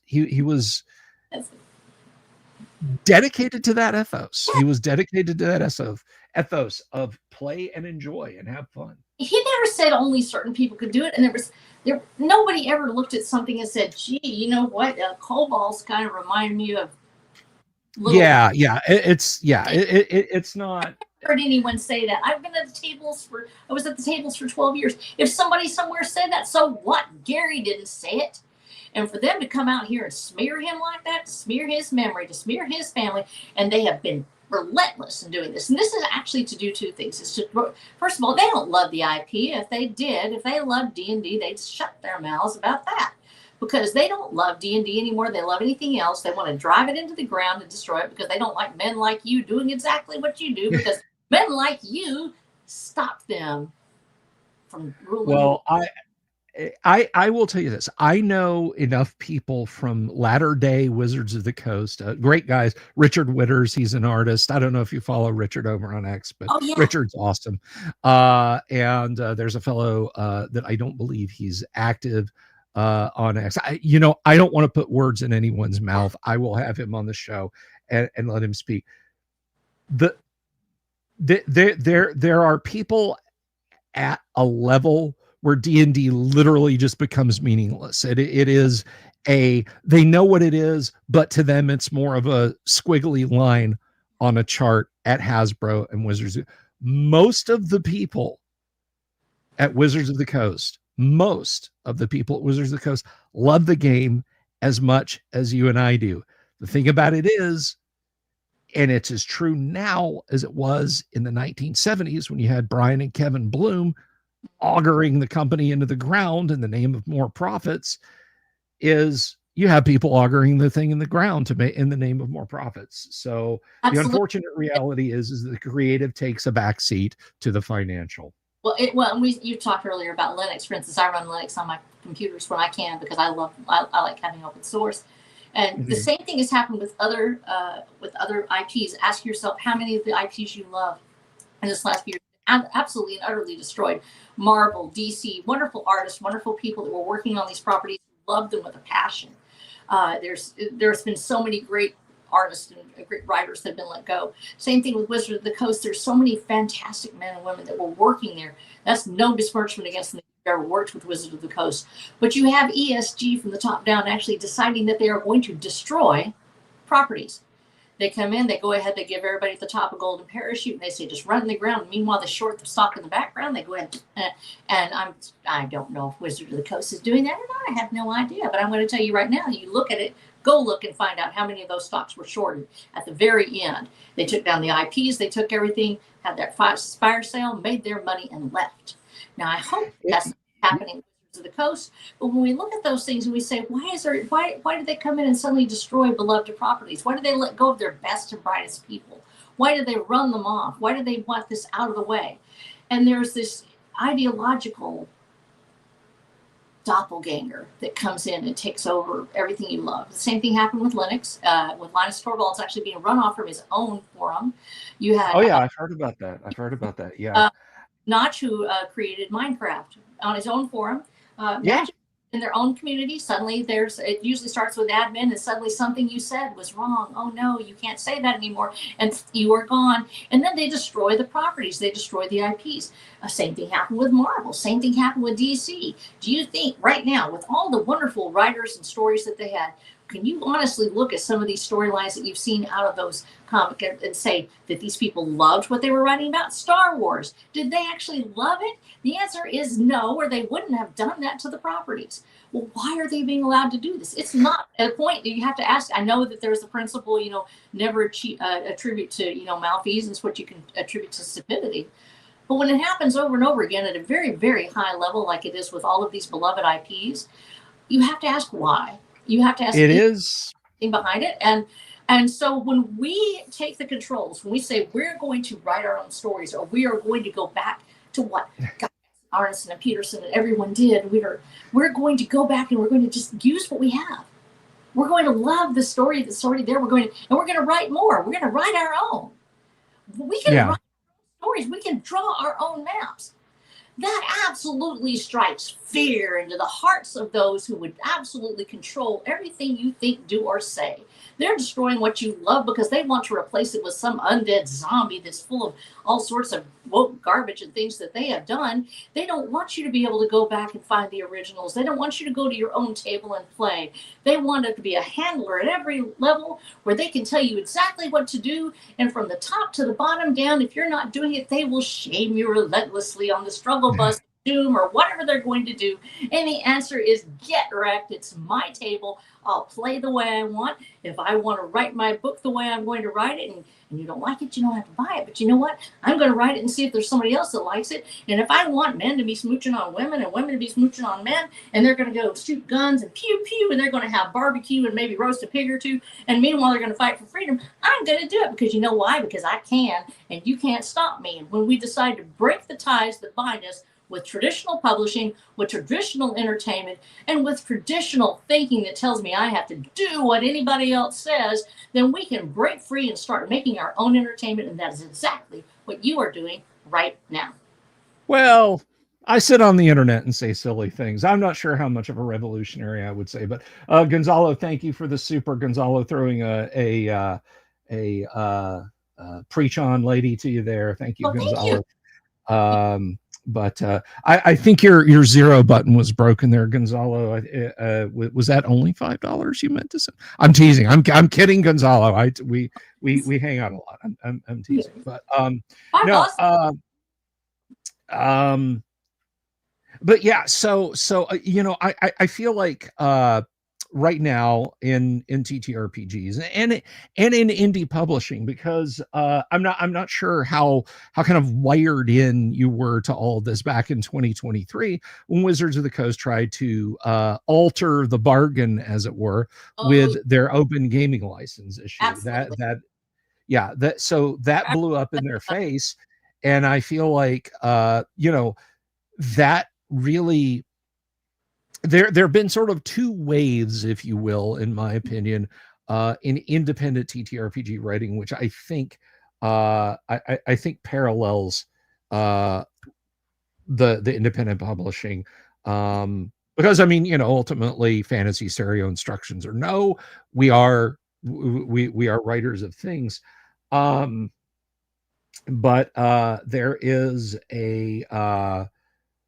there's when Wizards of the Coast first released the OGL in 2000, of course, you had a lot of people who'd been sitting on ideas for adventure modules or for games of their own, who could take the Roll20s, the D20 system and the open gaming license and create their own, or they could publish modules if they weren't into redesigning a whole fantasy system built around that and that sort of thing.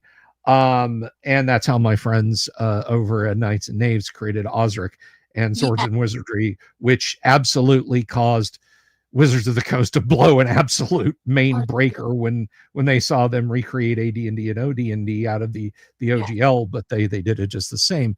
But so you had that first wave, and that first wave, it went on for 23 years. Now, surely there was a lot of shovelware in it, but then they tried their little stunt with the OGL in January of 2023, and well, it was great for my channel, I can tell you that much. But Actually, tuned in. You didn't know I but was out there. I was lurking. I did not know that. I did Yes, not know I that. did. Thank you very I much. did But actually. the you know, the entire community, everybody from people, and I know some of these people who are like, look, all you need is the 3 OD&D books and chainmail. Everything else is useless. Everything else is bloat. All the way up to people who are playing 5th edition with every topping and add-on, and everybody in between. We were all linked arm in arm, ready to storm Wizards of Yeah, the Coast offices. It was a marvelous time, and it was beautiful. it made them sit up and take notice, and Yeah. the wave that has followed that of people doing things independently, because I've had a lot of creators such as yourself, and I'm going to stick a little pin in right here so we can come back real quick to this, who said, because I asked him, I said, hey, what did you do when this went down in 2023? And a lot of them, wisely so, said, we contacted a lawyer. We took all of the, every time they'd release a press statement and shoot themselves in the foot, we'd have to go back to our attorney and say, okay, now what does this mean for us? Because we were on the, we've got stuff ready to roll out to a printer and so on and et cetera. But ultimately, a great many of them literally just looked at it and shrugged their shoulders and said, okay, well, I'm taking the OGL boilerplate out. I'm altering it so it's not D20 anymore, and I'm doing my own thing. And I think it has sparked. That second wave that I'm talking about. So let's come back then to your TTRPG endeavor that you are working on. When this blew up in 2023, well, first of all, were you working on this in 2023? Yes, I actually had just finished working with Jonathan Harden at Sojourners Awake. He had come up with my little sort of a basic world. I said I have a basic module out there, but it's really based on the series itself. You'd have to sort of, if you read the first series, it was sort of like a tag on at the end, and if you read it, you could sort of play this part of the world. And so I had that in there, but the main thing that came out of it was the actual system, and it was done 3D6. And I'd actually said, I said, I want to make sure that, it's not something that's going to step on anybody's toes. And because I was so woefully behind on everything, I had not really delved into the OGL. I knew about, drive-through RPG. I knew that there had been some censorship there. I also knew that, we have some other great, folks out there that are, they're, putting those works out there for us.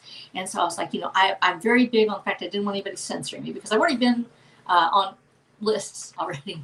Being a dangerous thinker, author, because I have a tendency to shoot my mouth off. And thank you, because being freedom-minded, actually gets you sometimes flourished. And so I was, very, very aware of that. And so he was like, well, let's go ahead. And Jonathan did a fantastic job with it, me being as absolutely rank amateur as possible with game design. And so, because I'm like, draw a picture on paper, we're going to go on this dungeon here, and he's like, no, you do a little bit more. And so he did a fantastic job with it, but he gave me that baseline, that actual point where like maybe we start from here.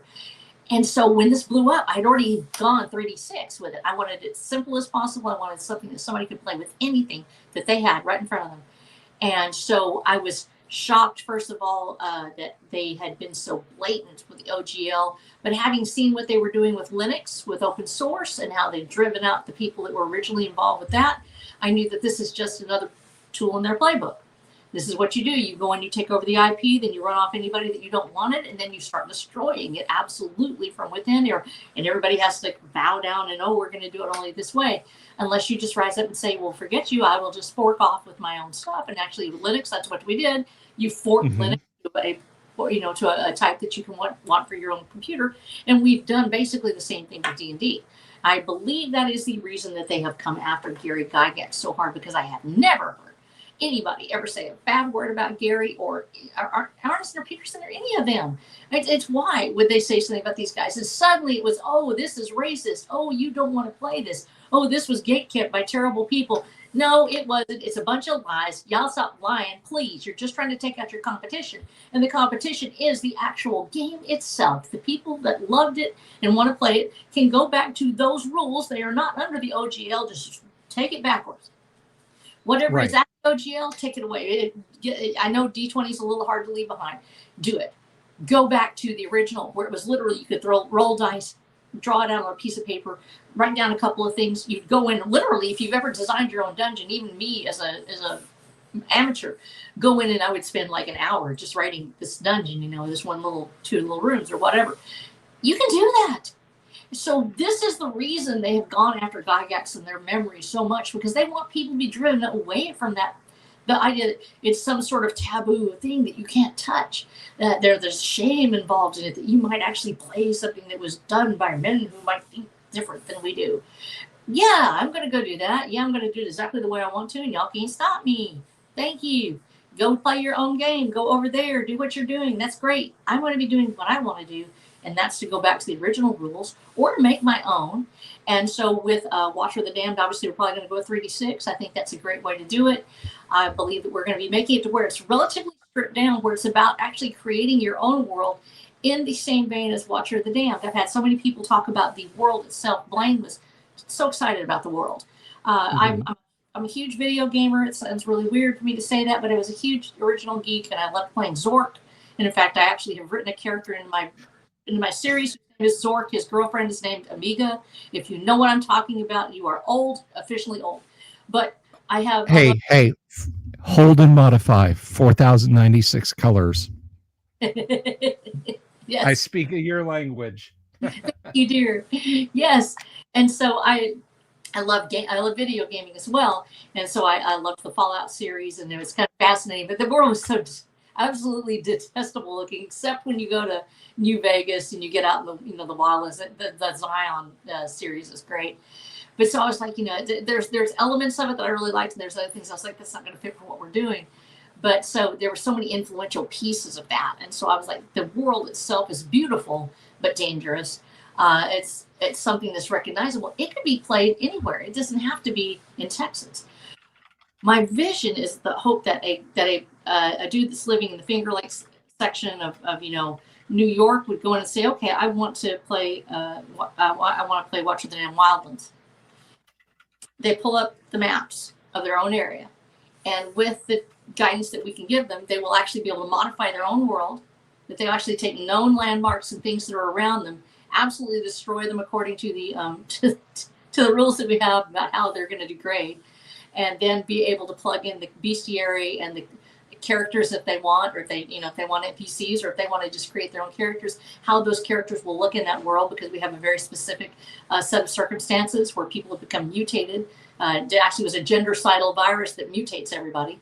And so we have this world where these people are really buff and rough and tough, and there's certain additional, skill sets that they have.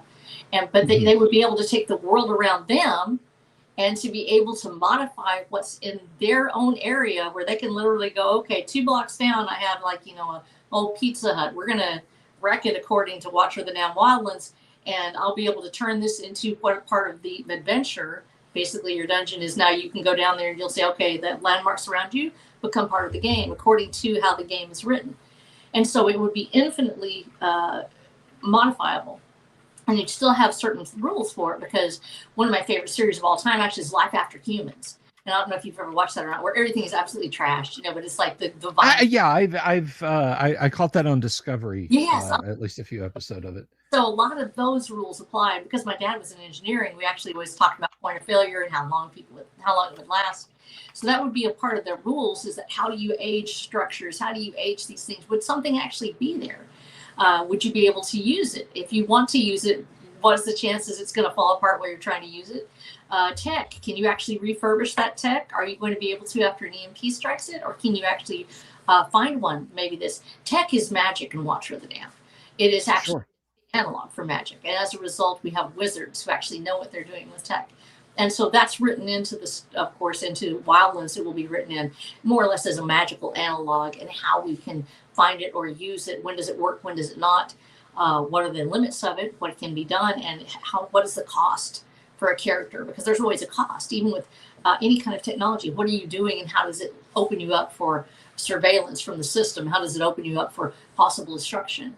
And so anytime you use something, the potential of being destroyed will happen. So you have to be very careful with how you're using it and make sure you're shielding, much like we do in the real world right now. But so I wanted to create that world where it was open, where a person that was sitting at a table would go, you know what, I just want to play. Some girl that's in Hawaii says, you know what, I'd love to take them up to, to Mauna Loa. We're going to go through the city, and we're going to have to fight our way through it.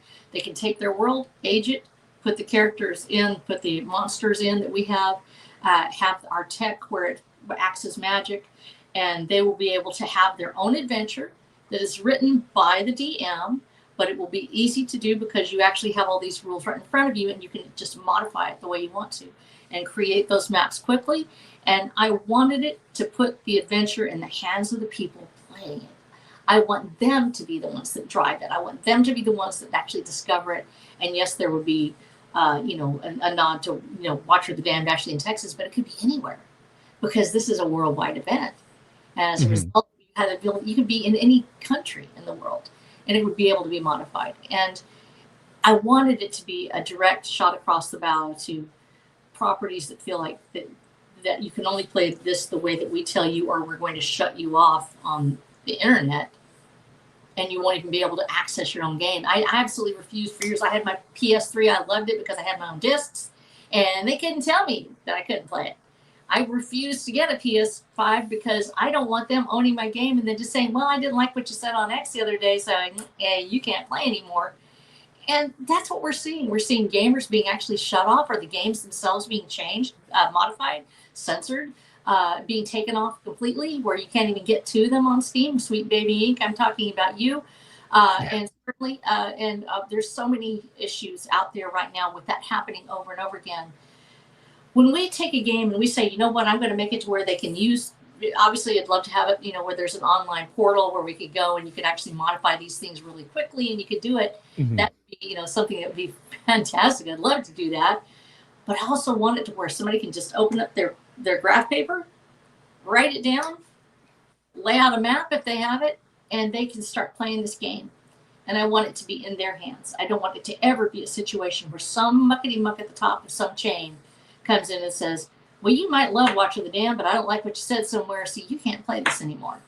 Right. And that's I'm a big proponent of owning your books. And I tell people, look, Grin and Barrett put up with the nonsense that Wizards of the Coast has to say on the purchase pages for classic D&D, but for goodness sake, if you want to play OD&D, AD&D, second edition, so on and etc., get it now. Own your books. Don't, you know, and don't. Oh no! I've got it. I keep them on a flash drive on my computer.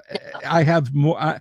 I have plenty of busted flash drives that I'll never be able to get the data off of. Guys, yes, please buy your books, buy your music, buy your movies, own everything, your games, whether they're TTRPGs or video games. Own physical copies, please, for goodness sake. Don't rely on the largesse of a company that could change hands next week to a different group of people who decide they don't want you to play a game or read a book or anything anymore. I remember, I don't, as a writer, you might have heard about this, but my antenna started to twitch in an uncomfortable way. Antennae rather started to twitch in an uncomfortable way when I first heard about this tablet that Amazon was going to publish called the Kindle, and you could just have all your books on the Kindle, and you could just wirelessly connect to read all your books on the Kindle. And I'm like, but I can go to my bookshelf and I can take a paperback off and read it right there. Yeah, but this is all of your books. And I'm like, but if I have to connect wirelessly, what if I'm, I don't know, sitting out in the middle of nowhere? I mean, I always keep a couple of paperbacks in the glove compartment, anthologies and stuff like that to read. And it's yes, Kabuki, buy physical if you can. Plus, it looks cool on your shelf. Exactly. Physical media is physical gold. Physical media is physical gold. Exactly. And I would recommend anyone out there go to a used bookstore and buy a mid-90s encyclopedia set now. Do it now. I've got over 1,000 books at my my son had recently gotten married, and we actually live on a ranch. We live on a Texas ranch. I have goats and chickens and horses. I had my longhorn cow named Cinnabon. She was real. She has passed on to the great pasture in the sky with Jesus. But I love these animals. And we live on a ranch. So my son, who got married recently, was having a baby, and I was like, I'm just going to give you my house. So we built this little tiny house of it. I don't have room for my books. I have almost, I think it's 1,500 or 2,000 books. I know that doesn't sound like some people. You need to build a bigger house is clearly what you need to do. Or a book house. Have you thought about building a book house? No, because you're talking to idiots on the internet like me. But no, very careful. He's like a huge reader, and so he recognized that. I said, "This is physical gold. The instructions for everything are in those books." And the Foxfire series, the old encyclopedias. I have books that are over 200 years old that I've gathered over this course of the 6 decades that I've been alive. I'm a book collector. I love old books. The more they're written in, the more that they're notes in the margins. I have so many Bibles in my house. Every one of them's got a tear stain on them because people loved these things and I love them. And so we look at. I can go through 200 years of the Bible. I can point at the one that was printed that my grandmother's her tears are on it, where my grandfather signed his name on it before he passed away, because she was trying to make sure he'd be remembered. And it's the same words as the one I have now.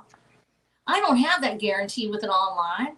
And in fact, we have seen where they went in and they changed Roald Dahl's James and the Giant Peach, changed his words where it would be less offensive. Where they're with 1984. The first time Amazon ever pulled a book off of Kindle service, it was the book 1984. Yes, and they could do it to any book. You don't even know. They claimed it was like, well, this particular edition there was a licensing issue. I don't care. I mean, Orwell was probably spinning in his graves hard enough and fast enough to power the entirety of England's power grid, but reason why you need the books yourself, because you gotta have the physical books, guys. If you're please don't. And I'll tell you, my co-host absolutely believes this. And I firmly believe this. I know there might be people out there in the audience. If you guys are like, Bill, that's not true. You're wrong. All the time, I read them. You read physical books. You do not read PDFs. Gamers, as a gamer, I know this is true because I'm guilty of it as the next person. PDFs don't get read. Oh, that looks really cool. That adventure module. Let me download that. And then it goes into your downloads folder on your PC.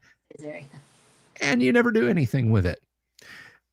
These, look, whether it's a gaming book, whether it's a hardback copy of Lord of the Rings, whether it's a paperback copy of the Sacketts, books demand to be read. Books, am I right? Books demand to be read. They stare you in the face and you can't help it. But there's so much knowledge that is going to be lost if you do not have it there. Do you know how to make your own gunpowder? Do you know how to light a fire? Do you know how to purify your own water? If you don't, get a book. Get one now. Make sure you have it. Because there comes a point when electronics fail. This happens in Watcher of the Damned. They lose so much. They lose so much because they have everything on their devices, and they actually live in a world. I said before, I thought I was writing science fiction. It turned out to be science fact. So many things I've written about in Watcher of the Damned have come to pass, and it's absolute insanity. But it makes me afraid to write the next part of it, but I've got to do it because that ending's written in stone, and I got to get there, by golly. And so I'm like, you guys really, really need this information. If you love something, get it in physical copy. Get yourself on how to live and how to be able to do things. Because in Watcher of the Damned, the first thing that happens is the devices go silent, and people don't even know how to get home. Because not only are the maps digital, but the road signs are digital as well. And in fact, we are moving into a world where this is going to happen, where you don't actually have a physical road sign. Instead, you've just got the digital map and it tells you everywhere to go. People don't even look at the sign. It eventually goes down. Now you have no markers at all. Get yourself a physical map. Make sure you know where you're going when you're on the road, and don't just follow the GPS. You have to be able to know something about the world you're in, and having it on paper is the key to the kingdom. You cannot let this knowledge be gone. You want those sacred tomes in D&D? You want to go find that book where you open up the room and suddenly this light streams out, and oh my gosh, it's the tome of the ancient rhymes of time. You have it in your power right now to create your own wizard's tower. Do not let people take it away from you by lying to you that it's just as good as if it's on your iPad as it is if it's in your house. It's not. Amazon just proved that. I guess I better say somebody just proved that when they said that we can no longer download Kindles. And in fact, one of the reasons I went to have my own store on watchofthedamned.com is because I wanted to make sure people could download a copy that they could keep. And my biggest problem, of course, is trying to come to fulfillment, because I have to be able to print out books on my own and actually distribute them. And that's one of the things that I still rely on Amazon for, that, because they are able to get that, printed on demand, and it's right there.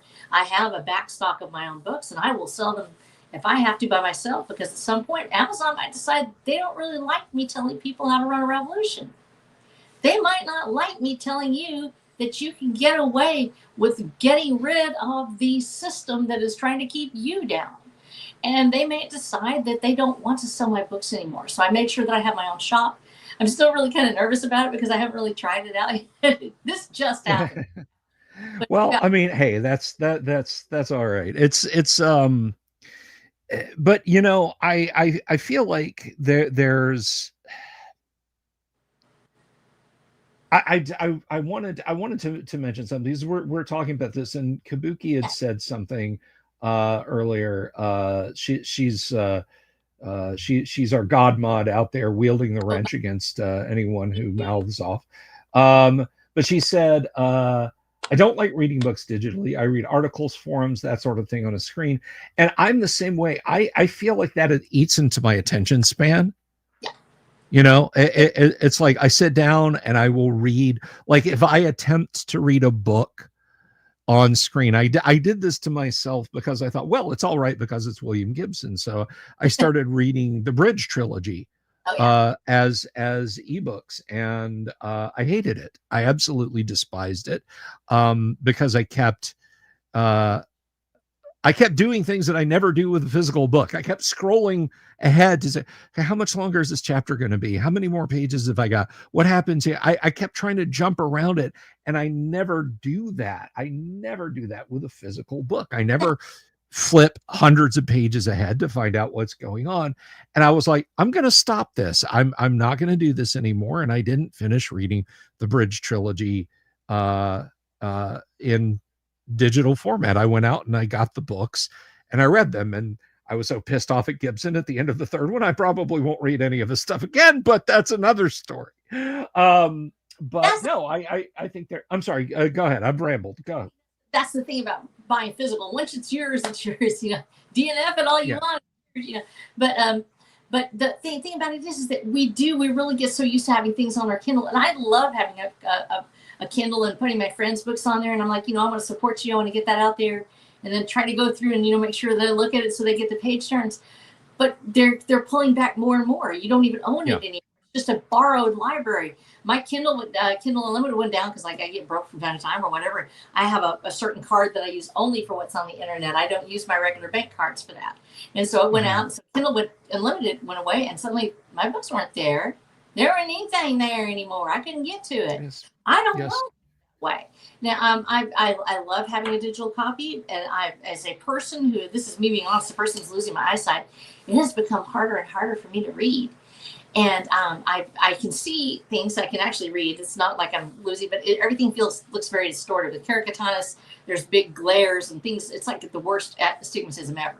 So actually, it's really hard for me to proof my own copies now because numbers look different. And if you're trying, it'll change as my eyes shift. And so it makes it very difficult for me to read on page. I made my print and my Watcher of the Damned book so big so I could read it. So you'll look at it, you'll think, holy cow, this is like the chunkiest book ever. No, I just made the print really big. It looks like first grader reader or something like that. Right. You can read it. But yeah, so it makes it harder for me as a reader. Like my Bible, which my husband bought for me, beautiful purple. It actually shows up in the series because I had my main character's mother had a purple Bible. And so I just stick stuff like in there. I just look around the room and I go, okay, you're going to the book, you know. And so I was like, I can't read it well anymore because I can't see the print. And so I do rely heavily on, I have my iPad that I have because I can't see otherwise. And I dread to think what would happen if I didn't have it. But on the other hand, having no books at all, I can't imagine a world without books. So I do buy the large print, and I'm actually going to make a large print edition for my friends out there that are vision challenged for Watcher of the Damned. I will come out with a large print version, and actually I will be coming out with a second edition where we're going to actually have it in 4 big chunky books, and there'll be 4 series with that. And it'll still be one after the other in a hardbound. I hope a beautiful embossed cover and everything like that, so we can do that. And and then there will be one that's large print, and it'll be like 2,000 pages long because the letters are so big. Well, the one thing I will say, this is the one, and Gonzalo out in chat, Gonzalo brought this up. At the gaming, I have to say this as an inveterate lover of first edition Advanced Dungeons and Dragons, who is also 55 years old, and I had LASIK done like 13, 14 years ago.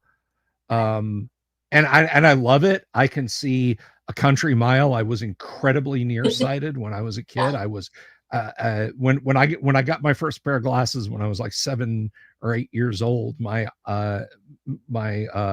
optometrist asked my mom, "Do you let him play outside by himself? Do you let him like near the street? His eyes are so bad. He is in danger." Oh no.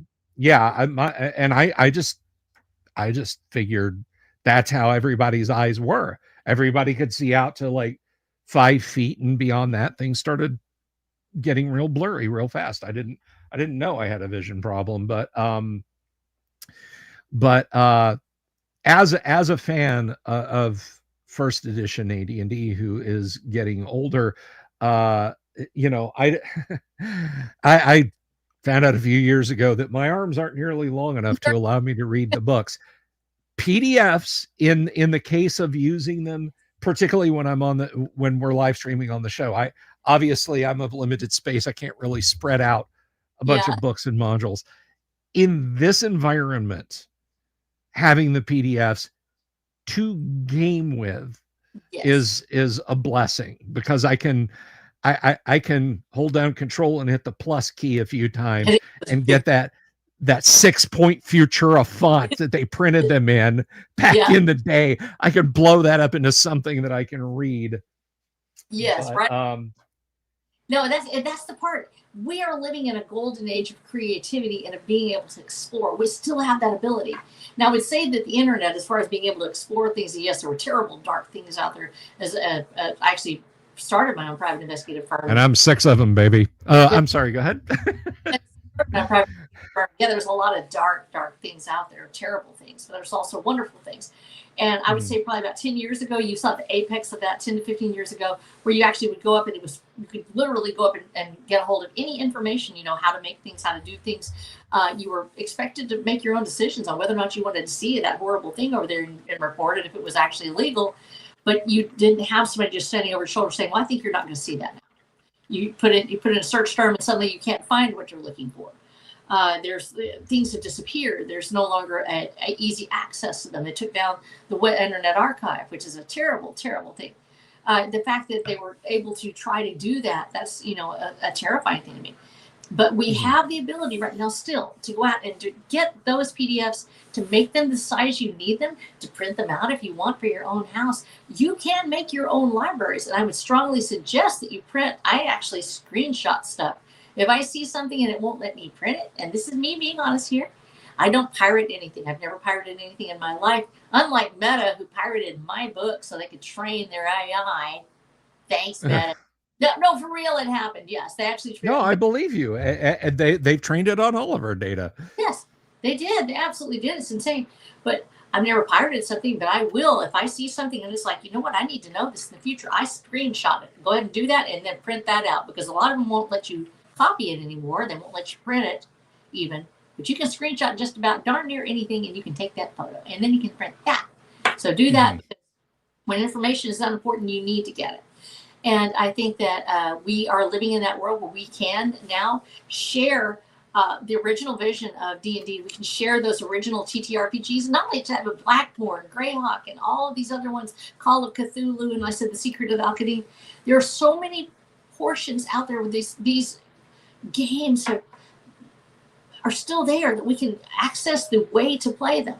And we can find those originals now.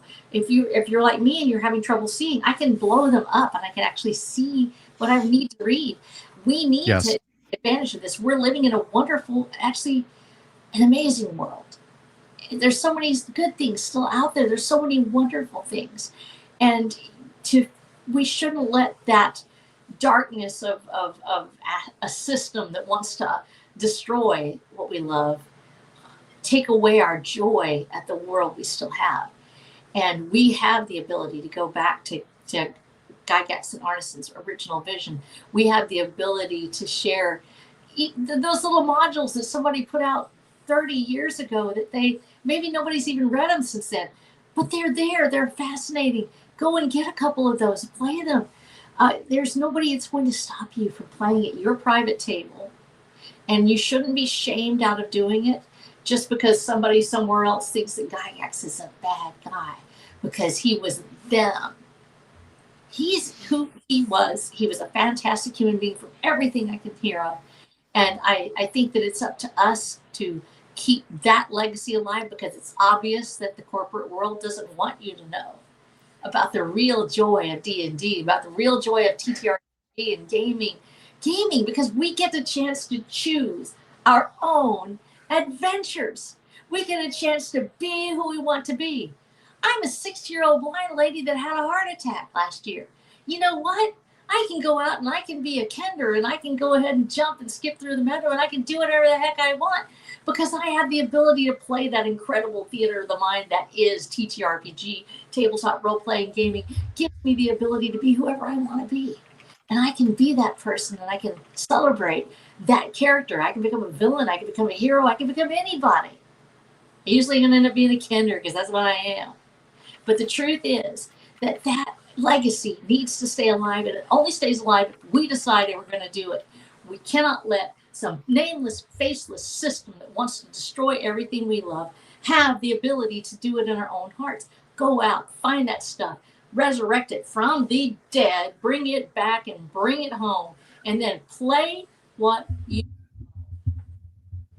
Absolutely, absolutely, positively. I couldn't have said it better myself, and I wouldn't have even tried. Thank you for that. That is most excellent advice. Everybody, clip that. Can we clip that? There's nobody else in here. Don't worry, I'm not talking to anyone.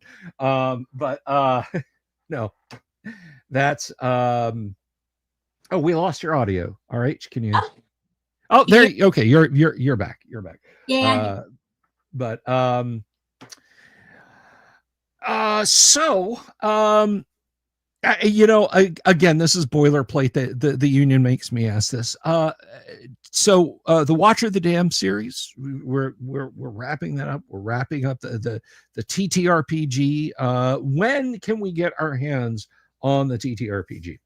It will probably be, since I'm trying to get the series finished out in Christmas 2025. Now, there's things have happened in the past. I actually hope to have the whole thing out, 2026. I'd hope to have it out here. But my husband had a terrible, actually, line of duty accident as a firefighter. He was coded on the helicopter, actually helped load him up. He rolled his truck, ejected 30 feet. he lived. That's Jesus Christ. Yeah. Close relative that I love dearly. She passed away at my house. We found her, and that put me back a few months. Definitely, it's really hard to get back into it when you're dealing with those things. Of course. But the story was so I couldn't stop writing. I could not stop writing the story.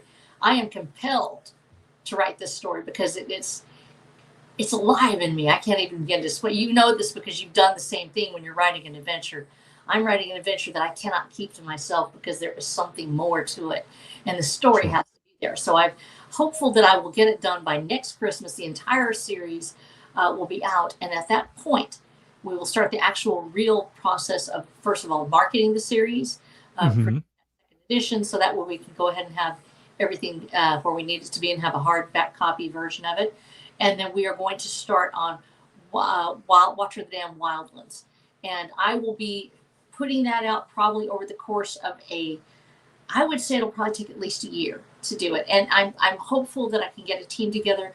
Certainly Jonathan has given us a great baseline to go with. And I'm looking at who's going to be on the team right now. I think Jonathan's kind of pulled away from it. He's gone through a series of own personal adventures that he's had to deal with. But with that in mind, and knowing that Blaine had said he thought it would be a great TTRPG, I don't want to let that just go by the wayside. So I'm going to be looking at creating a team of people that can make this open world of Watcher of the Damned be a beacon for gaming freedom. That yes, there you might buy a base set, but I hope that I'm going to try to make it to be as affordable as it can be, and to encourage people to write their own modules, to create their own world within these parameters. And so then probably you're going. I'm sorry. I just want to say you're going to open it up to third-party development. I'm not sure I'm going to do it to third-party development. I believe I would like other developers to come in. I do think that I need help with that. I can't just develop it on my own because I'm not that rules person. There's so many different parts of it. So I would have them on my team, and it would be its own property, because I do not want it to end up like so many other third-party developments where they have become absorbed by other parties and then actually locked down. Freedom relies in keeping it out of the hands of corporate systems, which may be well-meaning at first, but then actually give it over. Now, if there's somebody that wants to help develop it, then it would be a spin-off series or something like that, then yes, we would do that.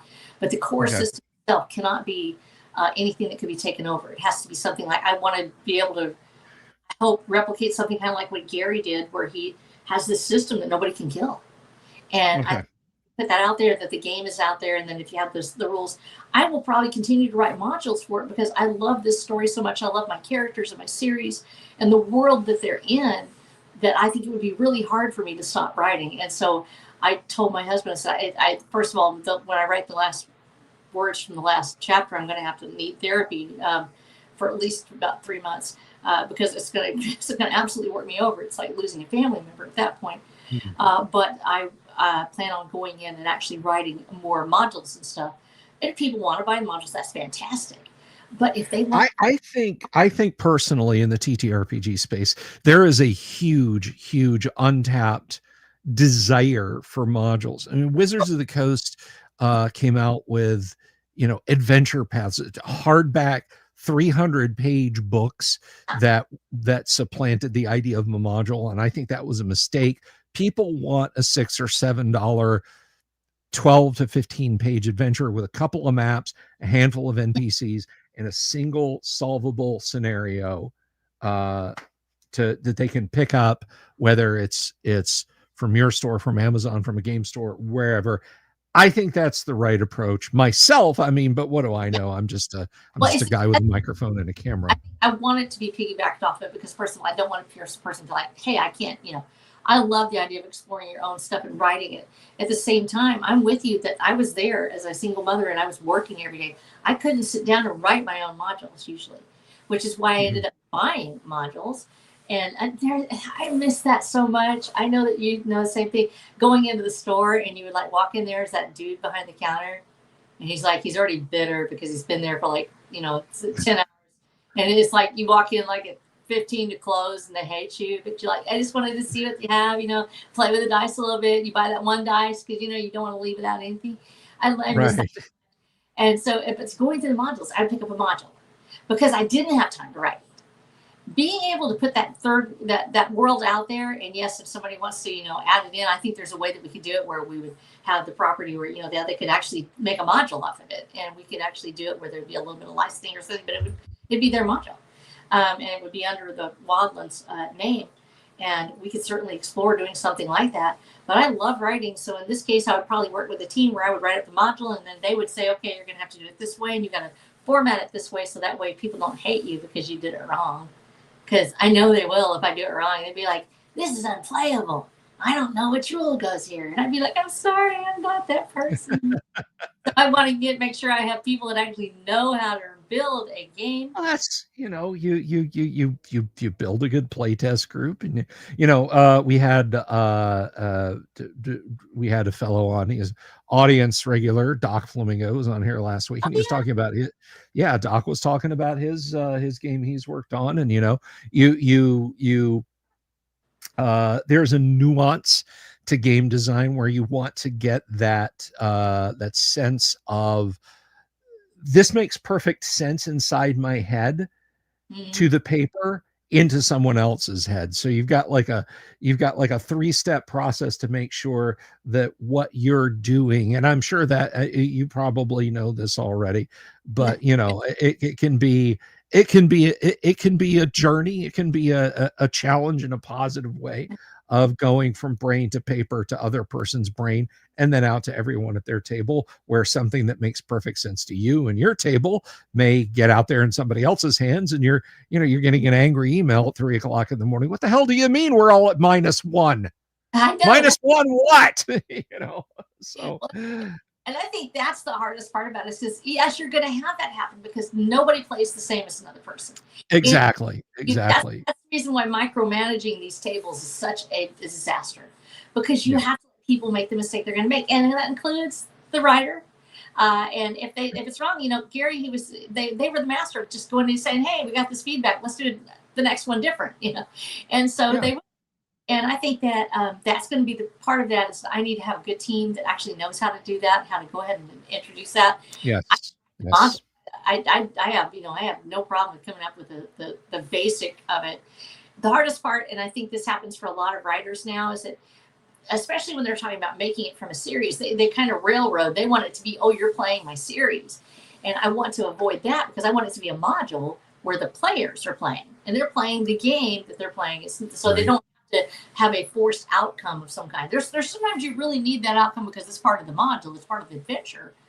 But trying to force an outcome so you're playing the story isn't going to work in this case. And that's the reason why we're actually saving it for it's the world after that last word is written. And as the world stands, that's going to be the one that the players are playing. And I think that's going to be the part that opens it up for me to actually write a better story, because now you're the adventurer in the world. You're actually that person exploring that world and enjoying that world. And a good module should set it up to where you kick off on that adventure. You actually put that foot out, and somebody will meet you along the way, and it's looks like it's just an old lady sitting there, but it turns out that she has this ring, and a ring actually can communicate with somebody, and it turns out that she actually is in contact with that last celestial server that has the secrets of all the world on it. And you might have to talk to her a little bit. Maybe she'll join your party, and maybe you'll find out she isn't who she looks like she is. But I want that player to be the one that story, that star of the story, should be the player. And the guide to this world is the GM. It's that person is the one that you actually want to please. The GM, a happy GM makes a great table. And if you make them to where they can't play it or they can't be themselves at that table, they aren't going to want your story. They aren't going to want your module, no matter how wonderful it is. They need to be their own DM. They need to be their own God, own universe.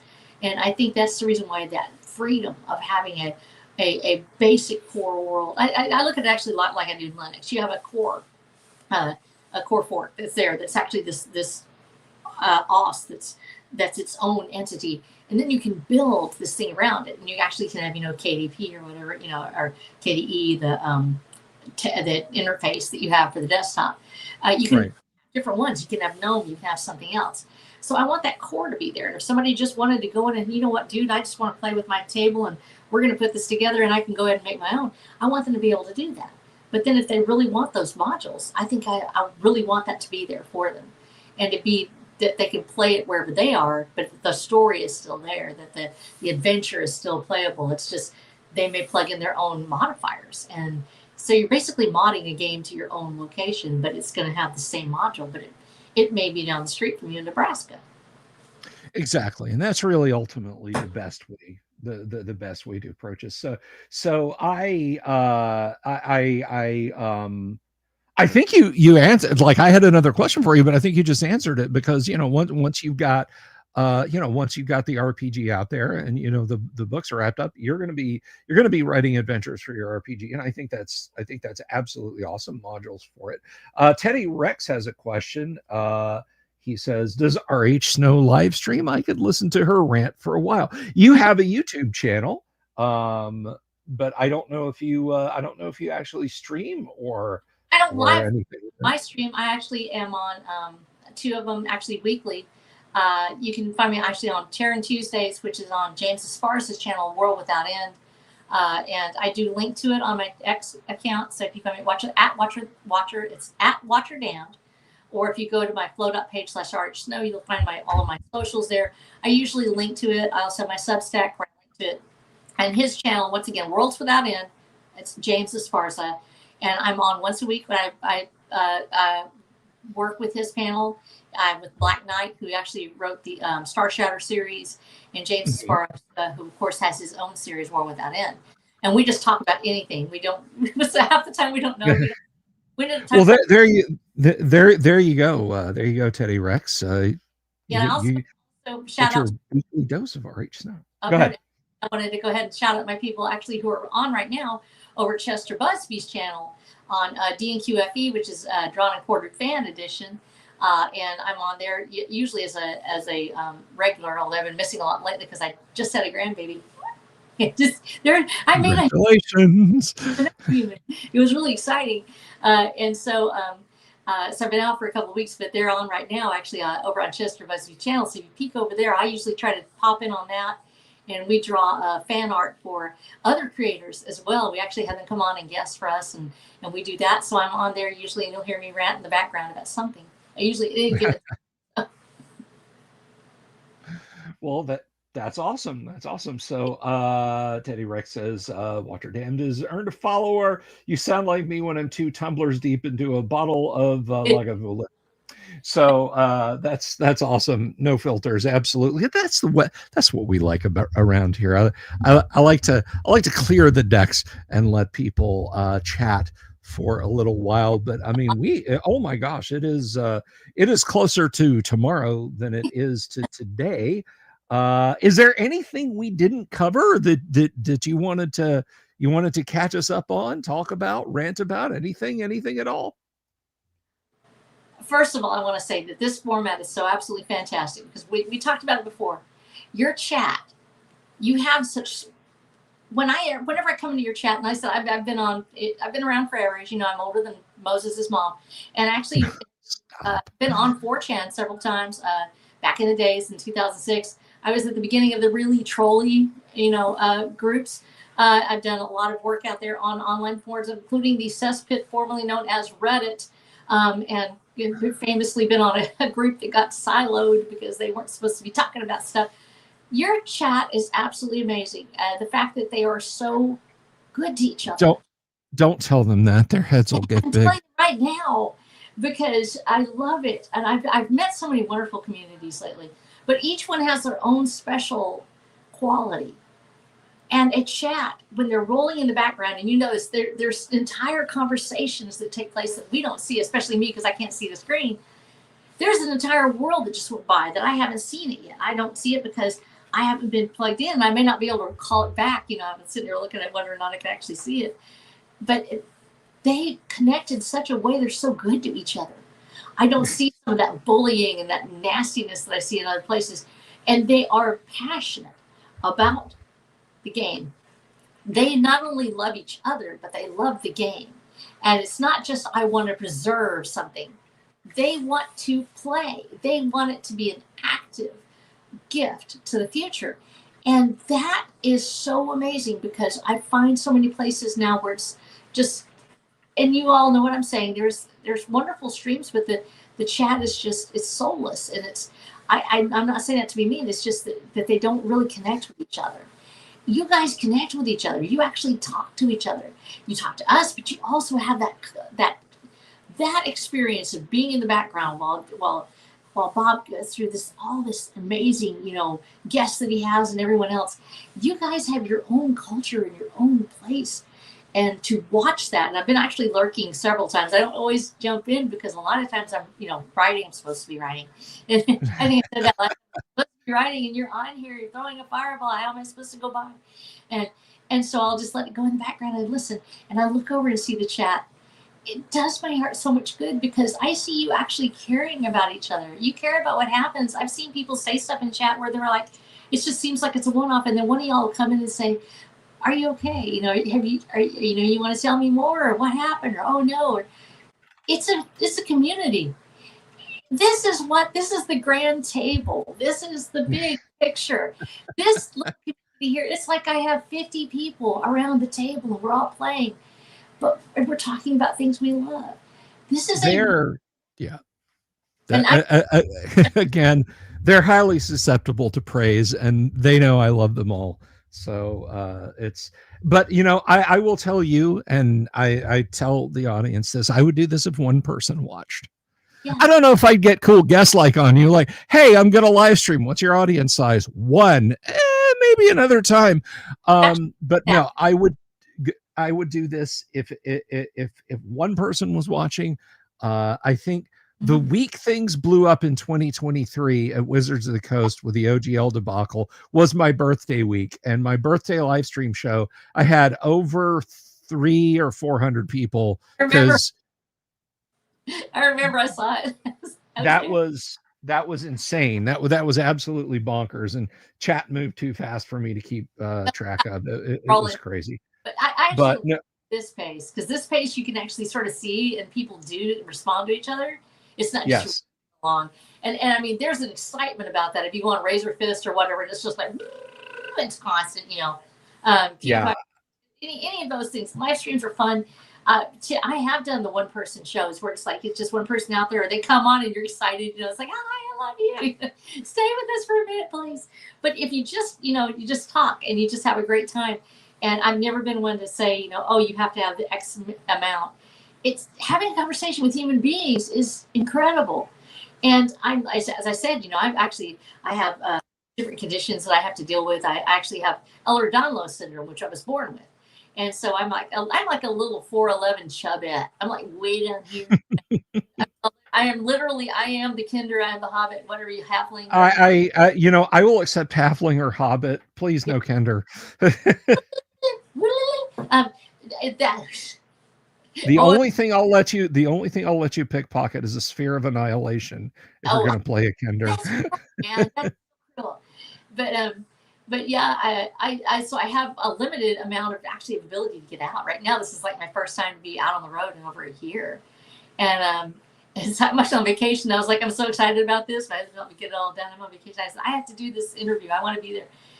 This ability to talk with you over these miles, this conversation, whether it's one person watching or it's 100 or 1,000, even if I ever get that blessed, it's to be able to do this, and it's you and me and 1,200 of our closest companions. That's fine. To be able to do that in a world where I remember where people who couldn't get out of their house, they relied on somebody coming to them, being so lonely and not being able to get out. I'm really blessed in my situation. I have family and friends that care about me, that love me and want to see me and make sure I'm doing okay. But my world could be awfully lonely if it wasn't for people like you, Bob. You fill a void in people's lives. I don't know how many of y'all out there in chat feel the same way, but there comes a point in your life where you're like, dude, it's just me, and I'm sitting here at the screen, and there's nobody around. And then suddenly you realize, wait, there's somebody responding to me. There's somebody actually. You become invested in the person talking. You become invested in the chat. You become. Trust me. There's plenty of people that associate me with the term void out there in the audience. No, they do not. No, they love you, Bob. They think you're great. I think Bill. Did you mean? But anyway, well, I think you've definitely earned yourself an invite back, and I'm gonna let you have the talking stick if you'd like to say farewell, because it is creeping up on time wise. So it absolutely flew by. It was so much fun talking to y'all. And of course, you can find me on Watch of the Damned at watchofthedamned.com. All the links are below, guys. That flow.page/RHSnow. That's my flow page where I have all my socials. But the most important thing actually is you right here, right now. And yes, Bob's so important. And I'm so thrilled that he asked me to be on here. But so you're watching this right now. And I know that a lot of you're your own creatives. You do your own things. You are creating worlds. You are building things. I don't want you to ever lose that wonder. Somebody actually does care about it. Somebody needs the gifts that you have. Somebody needs the worlds within you. Share them. Don't ever let the world outside stop you from being who you are, the creative that you are. You have a gift. You wouldn't be right now if you weren't interested in what's going on. You have a gift, and I want you to share it. Please be that one to bring this world of joy to someone else. Get out there, share your gifts. The worst thing that can happen is maybe it won't be as cool as you thought it was, but you know what? You still did it, and that's amazing. Share this wonder, share this joy. Don't let anyone ever stop you from being the creative that you are. And if you're listening to this in the future, I love you. I believe in you. God believes in you. He put you right here. And I know you can do this. I know you can enjoy and share the gifts that you have, whatever it is, cooking, sewing, cleaning, writing a module, making money, whatever it is, fixing a car. Do it.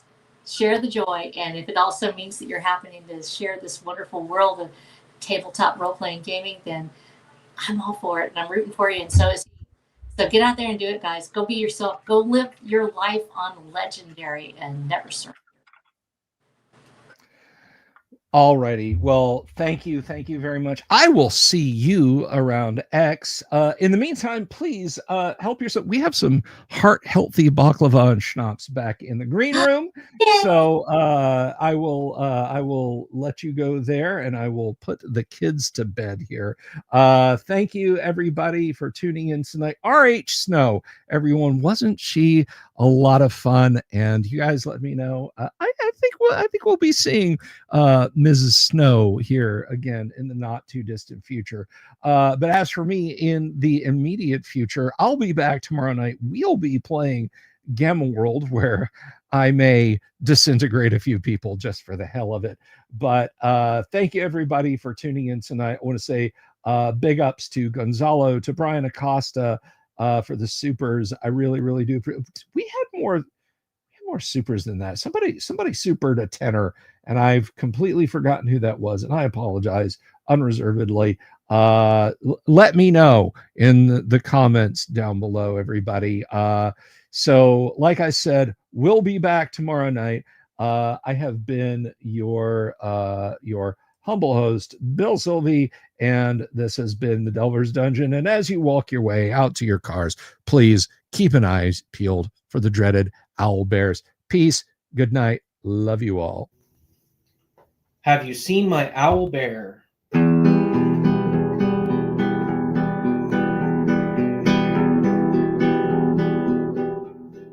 Here's to all the weirdos everywhere, in the woods and in the air. Have you seen my owl bear?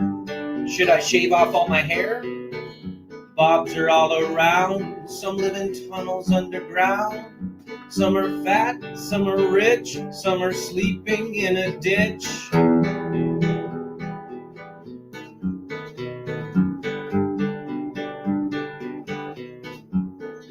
Can you ride a crooked horse without a saddle, way off course?